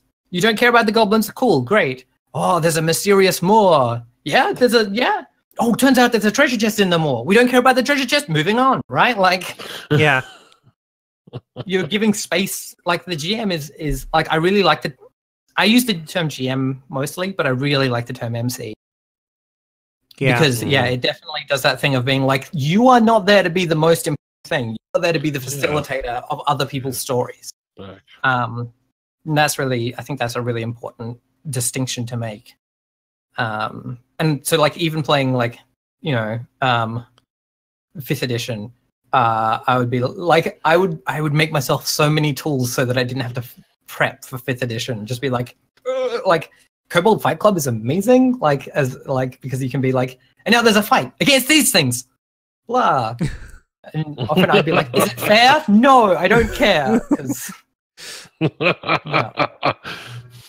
Like I don't care about balance. I'm sorry, balance is off. Life's not balanced. No, life is 100% like life isn't fair. The good things that happen to you, you don't deserve. The bad things that happen to you, you don't deserve. It's not fair. Fuck off. Yeah. Like you don't get experience points for having a cold. Yeah. I do think that like moving away from D&D helped me a lot as far as being a DM MC. I mean, D&D isn't going to help you be a DM MC ever because it doesn't tell you how to do it. Exactly. Like, so I sort of fell into the role for a local group because the guy who's running it just didn't want to do it. So I eventually ended up like, I'm going to write a binder of stuff and I'm going to have everything scripted out, and I have no idea how I'm going to plan for things if people go off this trail. And you know, that happened pretty much immediately, and I was like, oh crap, okay, now I have to make another binder. Whereas with like Dungeon World, I usually before a session I will pick 5 words that I want, and I will find 5 pictures that make me think of those words, and I will use that to like theme the whole episode and just go with that. And that's a great way to do things. It's really and that way you're not letting yourself get in of the other players. Right, and kind of leaning on them to say, okay, well, what town is this? What's special about this town? Like it, I feel like letting other people buy into it really helps them just feel like they're actually affecting the world. And it's like, hey, this is the town that I made, remember? So cool, I know a guy here. Don't worry. But I don't know. I feel like things are better. I mean, yeah, like so. This is the thing, right? Like fiction games, role-playing games, and fiction games. I've been using the term fiction games internally a lot recently. Fiction games, so like board games are games where you interact with a board. Card games are games where you interact with card. Ball games are games where you interact with a ball. Fighting games are video games or computer games. Computer games are games where you interact with a computer. Tactical minis games are games where you interact with minis tactically. Fiction games are games where you interact with the fiction. Right? This is the thing. So, like, if players aren't interacting with the fiction, there's something very wrong. Yeah. The game has stopped working at that point, right? Like so just being like, we're in a town, please fill out the details, is a really great way to make sure that the players are actually fucking interacting with the fiction. Yeah. Because they're not going to interact with it if they come into town and you're like, yes, this is a town that seems strangely like my childhood home, and like, you know, I'm just describing all the people I remember from growing up, and then they're like, this is boring. Like, I don't care about like Ardrossan or whatever. Like, yeah, no one cares about that town. They care about the town that they create, and so then they'll actually engage with the fiction, and then you're actually playing the game. Yeah. And they can, if you're letting them build pieces of it, they can tell you what they care about. Yes. Yeah, like, and then you can be like, things that they're interested in, right? And then you're like, yes, but your son is a vampire. Oops! Shouldn't have let him go out at night. Oh, I know that there were. I know that there were other things you were more importantly dealing with, but now he's a vampire, and that's your own. There's a reason garlic necklaces are the fashion in this town, right? I feel like buffing Fourth Apocalyptica is like the most important GMs. Right? Just we like, and like part of that is the not prep, which is where you go away and you absorb media and stories and things, and like just fill yourself up with stuff to buff. We went to the. That's some imagery right there.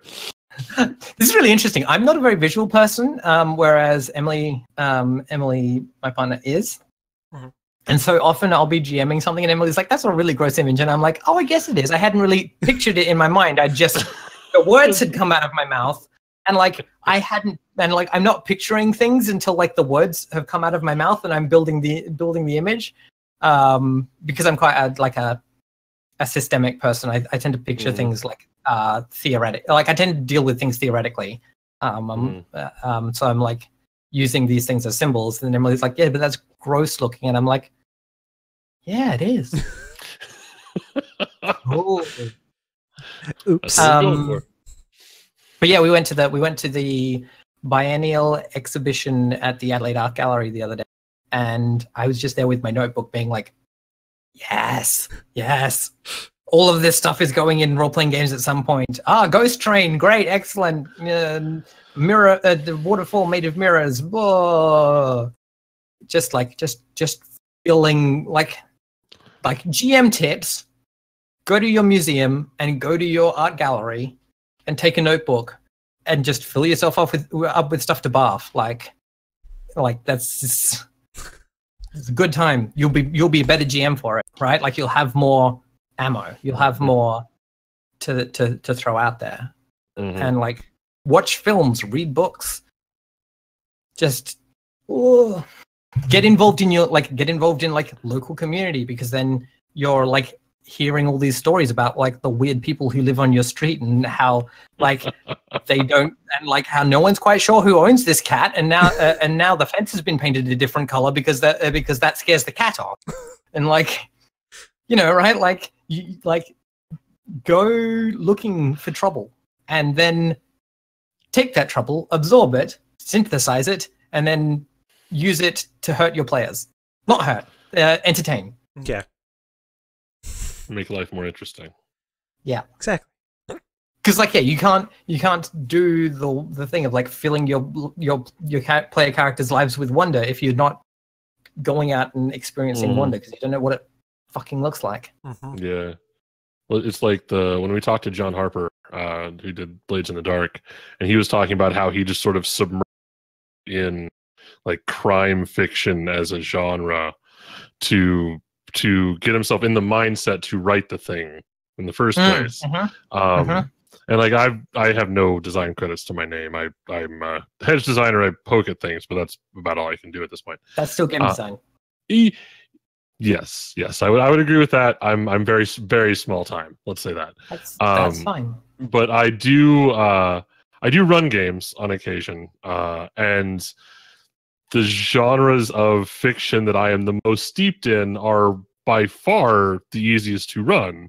Like I'm running a superheroes game with Mike in it and a couple of other friends.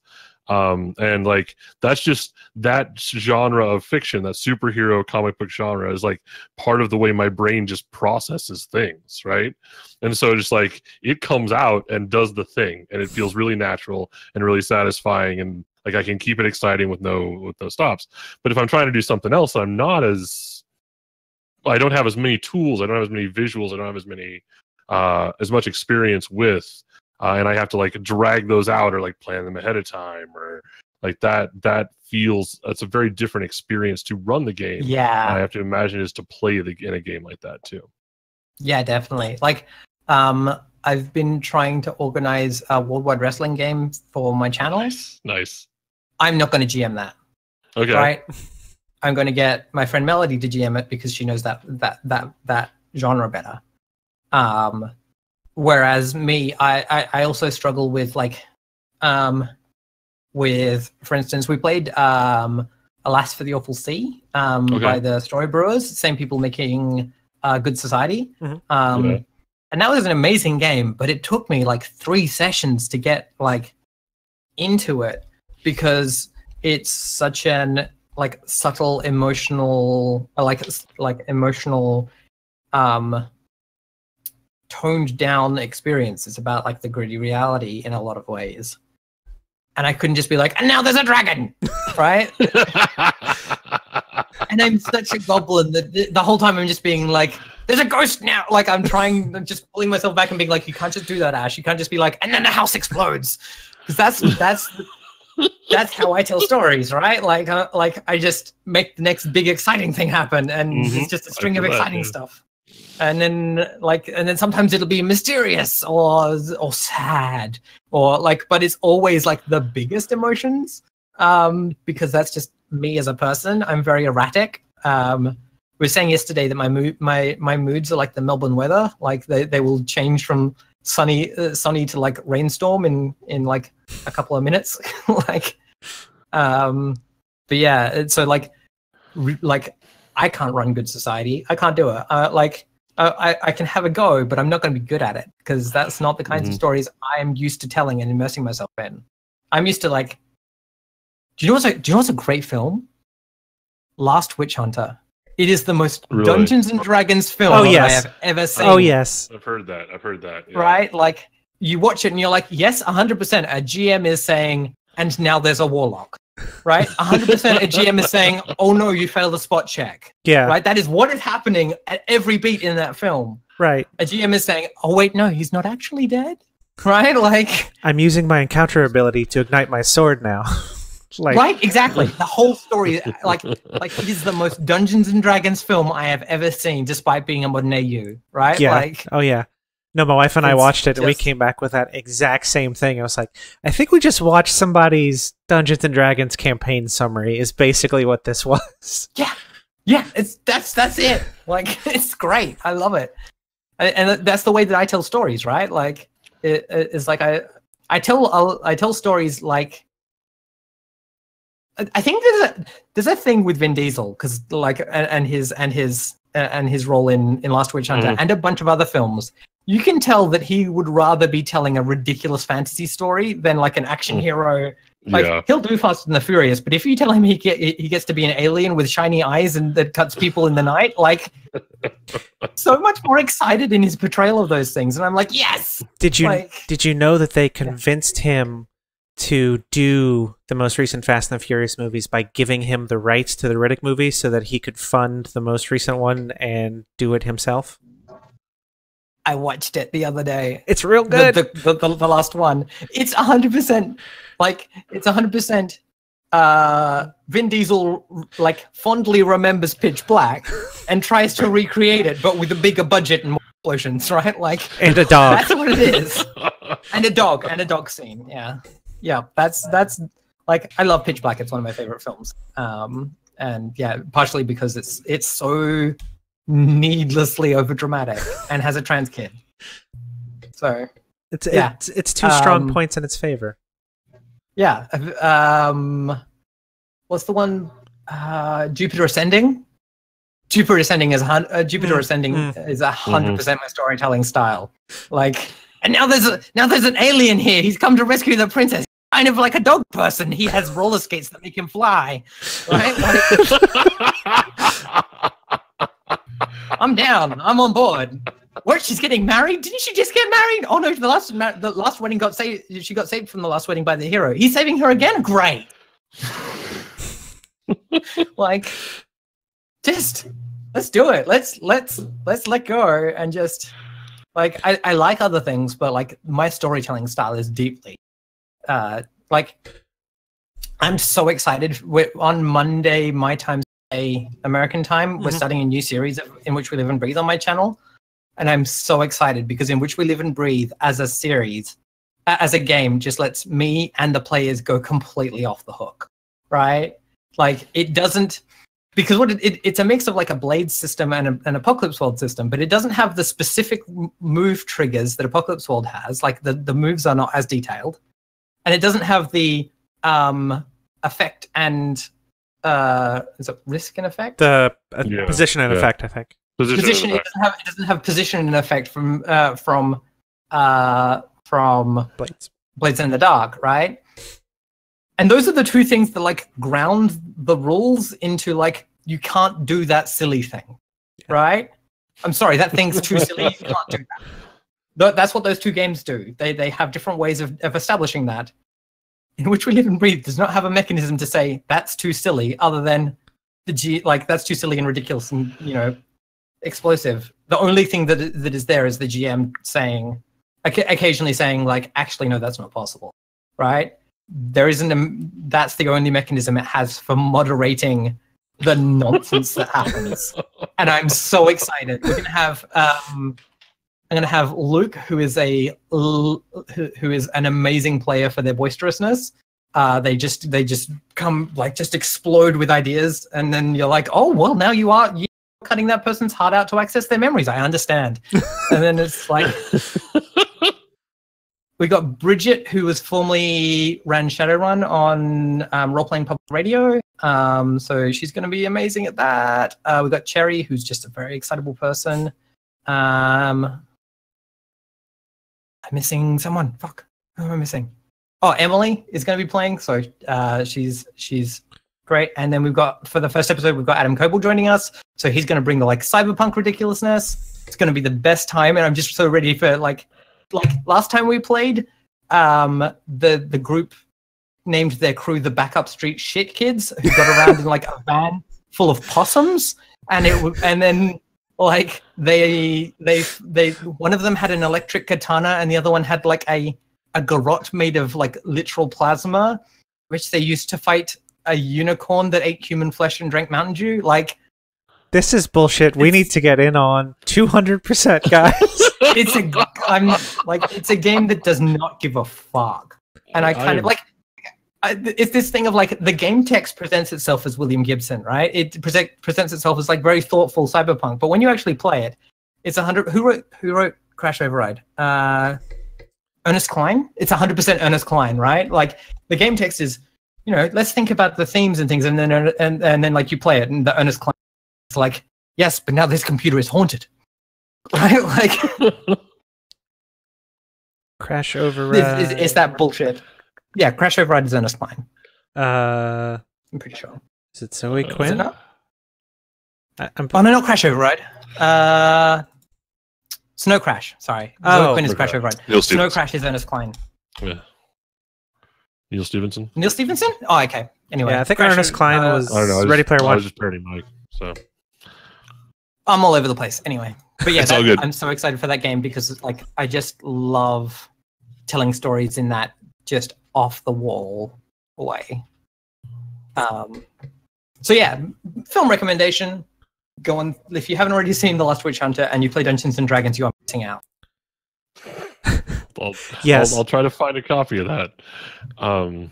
It's a terrible film, but also amazing, and I love it. I feel like I've watched a lot of those that were terrible films that I really enjoyed for outside reasons.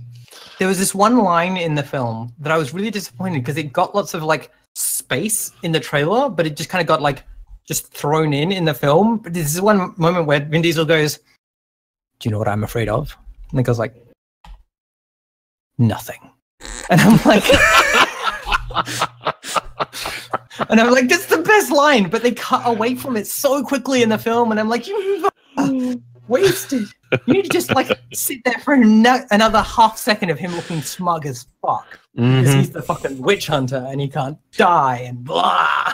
You need to have it like do a slow pan into his face, and he's like, nothing. Yeah, exactly, right? All the way into the eye, and then you fade the transition to the next. Yeah, right. Yeah. Yep.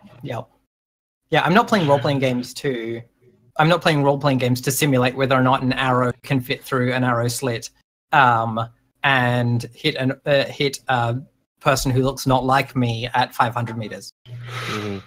Well, I mean, I feel like even when I'm playing a game like Dungeons and Dragons or just whatever that pretends to be a simulation of reality on some level, like the thing that I'm trying to play is generally like too big to be properly modeled by something that pretends to be reality, right? Yeah. And so that it's either frustrating or like the interface between me and those sorts of games can be rough sometimes. Yeah. I mean, the thing is that a bunch of this is Tolkien's fault in that all of Tolkien is so deeply textured.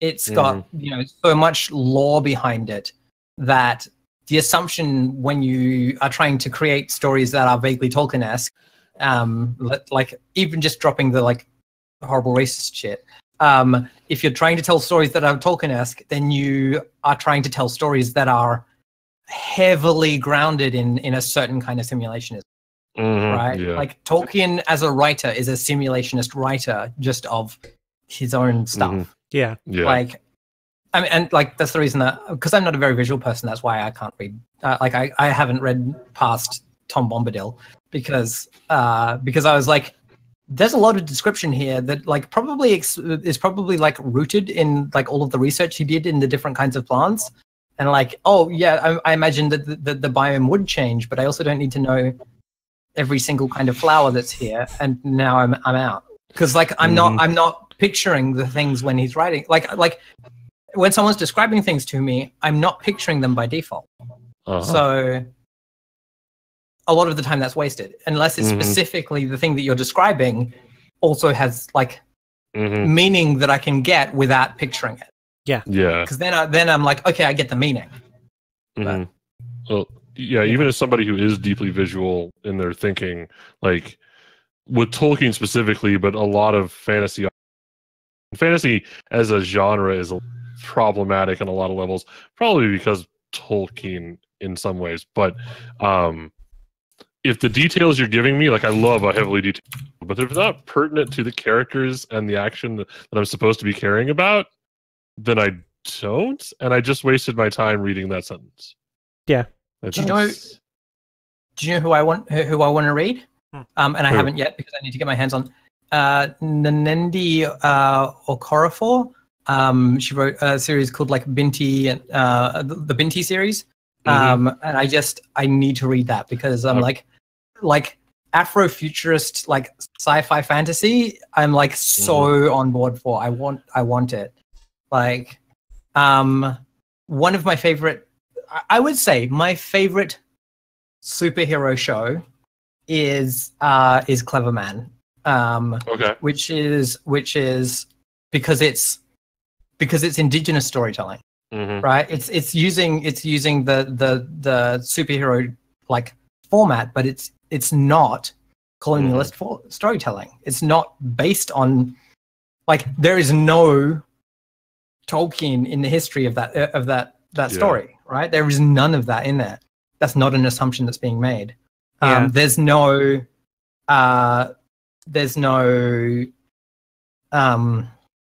like blackface tradition in the storytelling format, right? Like there's no it's coming from its roots, like Afrofuturism and things like Clever Man are the things I'm excited about because their roots aren't based in toxic colonial whiteness. And the way that culture tells stories.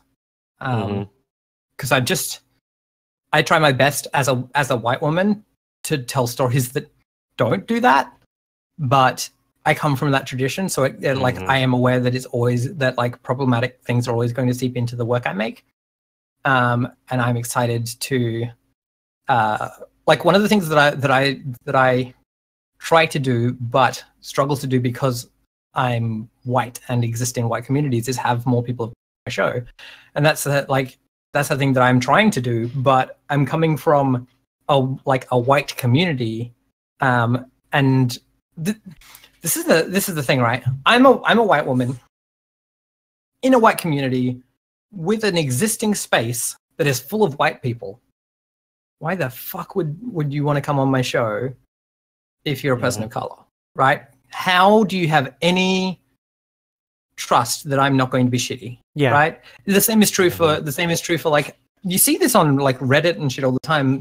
Like white dudes being like, I want to get like people who are queer and women and people of color and people with disabilities to come and like play my table. I want to make my table more diverse. And I'm like, suggestion, throw your table in the sea, talk to those people about making a new table where they get to be like, where their needs are taken as a central founding point, because like your space is already heavily constructed to favor straight white cis dudes. Like that's not, it's never going to fit them.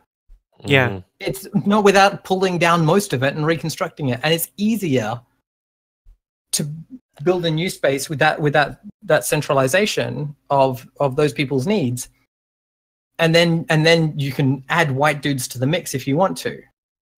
And similarly, the problem that I have is that I need to work out a way, because I haven't done a very good job of making my space of like, when I started out my channel, I only had the resources available to invite people that I already knew who were all white.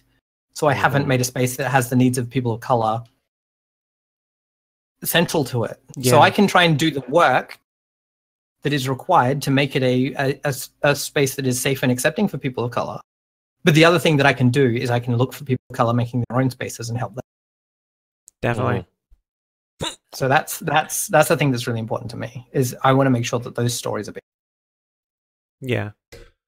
And I think that's kind of one of the best ways that we'll actually advance, like, I think like acceptance and inclusivity and just kind of the hobby as a whole is giving more people who don't normally have a space to use their voice, a space to use their voice. And, you know, there's more trans people making tabletop games and video games, and it's like, you know, that experience is slowly, I guess, being expressed better in a spot that was usually only, I'm gonna stab this thing until the problem is fixed, and like having you know, people of color or people from like indigenous communities and things like that, where they've got a space where not only do they get to use their voice, but people actually say, like, we appreciate this, like, thank you for sharing this part of you, because I mean you put you into everything you make. Oh yeah.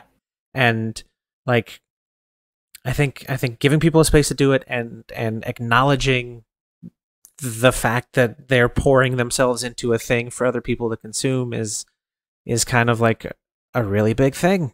I gotta stop hiccuping. Yep. Oh, yeah, no, yeah, exactly. And that's the thing, is that we that's what I was gonna say. The thing about trans people making games, oh my god, there are so many trans people in game development. Like, we are so overrepresented in as a group in game development, because god, like especially trans women get into IT because it's like not a traditionally masculine space, and it's also not like overly feminine, so it won't like out them. And then they're like, I want to be creative, and they get into IT, and they start making games. And so like when I was at the last Game Connect Asia Pacific, the last one, I think, I organized like a group photo with like all of the trans people there, and it was like so like in an event with several hundred people, there were like over a dozen trans people, and I was like, this is amazing. And we all make this fucking bizarre, wacky, like grungy, weird art, and it's amazing. Like Heather Flowers is making Meat Punks Forever, and it's like, what the fuck is this? No one else is making a game like this. There was a Kickstarter recently for I can't remember what it's called. Dang. Let me see if it's my Twitter. No, it's not gonna be. Like the games that trans people make, especially when it's like just them making a game about like their experience, are the most like weird, amazing, like often really uncomfortable, like out there games that are happening in the indie space, because like they're well past the point of giving a fuck. Oh yeah, right. They stopped giving a fuck 5 years ago when they started transitioning, and now they're like giving a fuck is the atmosphere, and they're in Jupiter, right? Like they're gone. And welcome to my game where you play as a 2D fish sprite and can only interact with people by planting trees in their faces. Like now they're beautiful. Like that's the kind of shit that we make when we're allowed to just like the like one of the lead programmers on come on brain, the game where you can go to No Man's Sky. One of the lead programmers on No Man's Sky was Innes McKendrick, and he's quite technical, but you can see his influence as like a trans person on the game in some of the like weirdness. Like I don't imagine that they would have had the weird genders in that game if Innes McKendrick hadn't been working for them and things like that.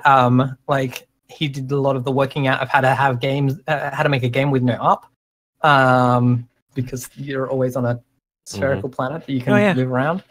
So he's amazing. let me. There's a game. Where's Puka? There she is. I'm like looking things up so that I can like make recommendations. That's I've been trying to pull up relevant links and paste them in the chat as you recommend things. Yeah.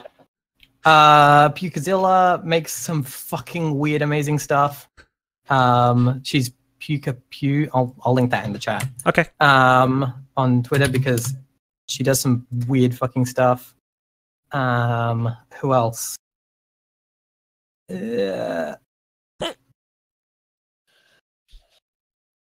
I wish I could search like my timeline because that would be really helpful. Yeah, I can't find. I haven't found the ability. There's a game. There's a game that I think just finished its Kickstarter that I can't remember the name of it or the creator, but it is a game like R-Type Delta. It's like a side-scrolling shooter, except it's all like high school drawings in the back of your math book. And it's all like trying to get through the emotional experience of being a trans teenager sort of stuff, vaguely, but like in weird metaphors that are hand-drawn and very busy and confusing. And I'm like, yes, more of this. So yeah, we make the weirdest shit. One of my friends, Alyssa, works at Flat Earth, and she's the lead programmer on a game called Objects in Space that is like nearly coming out, and it's like they were like, yes, do you know what spaceships are? They're basically submarines, but you know, let's make a game about being in a submarine in space, so you don't get to see like space, you get to see like all of the charts and dials on your space submarine. Okay. And you've got like the light going beep beep beep. Oh no, you've got like a hull breach and now you're going to die. Like, and it's all done in this like modem punk style. And I'm like, this is amazing. Who gives a flying fuck about like Battlefield 2189? Who cares? I've got my Steam list has several dozen games about shooting people already. I don't care.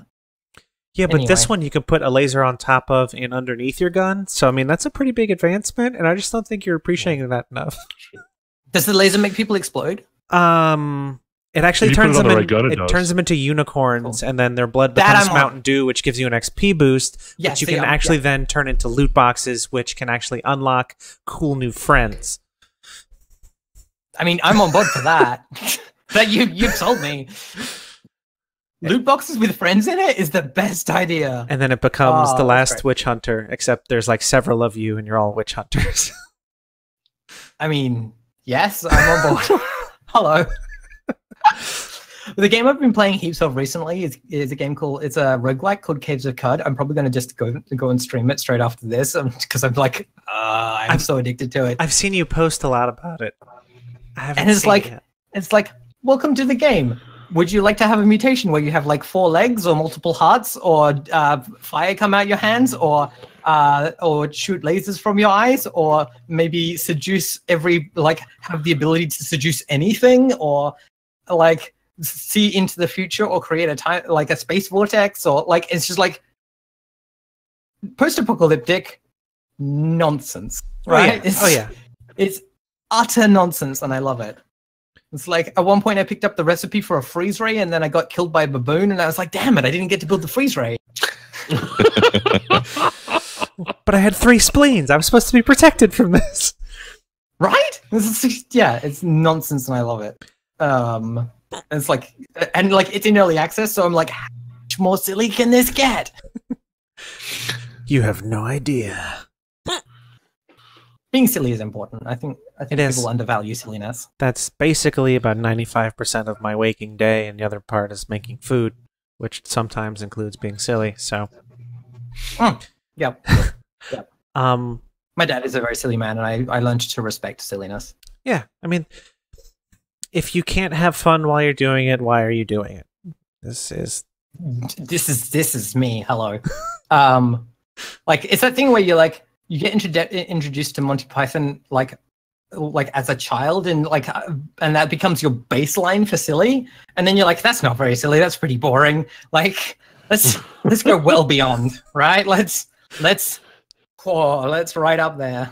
Let's make that our default. Like Monty Python and Hitchhiker's Guide to the Galaxy were my baseline silly. Yeah, and I'm like, how can I exceed this? How can I be sillier? It's a good jumping off point, definitely. Yeah. Whew. So, yeah, I'm keen for that. So, unfortunately, my headache is starting to come back full force.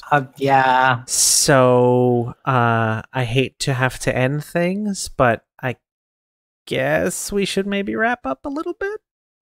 Don't worry, I'll come back. I was gonna say the thing, and you already pre-said the thing, so that was the worst wink. I tried to wink, and I just blinked. I tried to wink once, and I just stared at somebody. Well, it didn't help because the left side of my face was paralyzed at the time, and I was trying to blink with wink with my left eye, and I was like, yeah. And they're like, "What is wrong with you?" I was like, "Several things at the moment." My life is just a series of body failures, one after another. So I guess before we sign off, do you want to give the spiel again of where people can find you, the stuff that you're doing, and all the bullet points? Yeah. People can follow me at ACEGIAK, ACEGIAK on Twitter, Twitch, YouTube, Instagram, Tumblr. They can support me at ACEGIAK on Patreon if they want access to my game design before I'm actually releasing things to the public. If they want to head over to my Twitch channel, which is ACEGIAK, I'll probably be playing some Caves of Cud in like a few minutes because I have a problem, and the problem is not enough Caves of Cud. If you want to get my games, cgiac.net or machinespirit.itch.io are really good places to have a look. Yeah. All right. Awesome. Well, that's going to do it for us on this iteration of our Improbable Interviews segment. If you are a person who does game dev stuff and wants to come talk to us, you can hit me up on Twitter.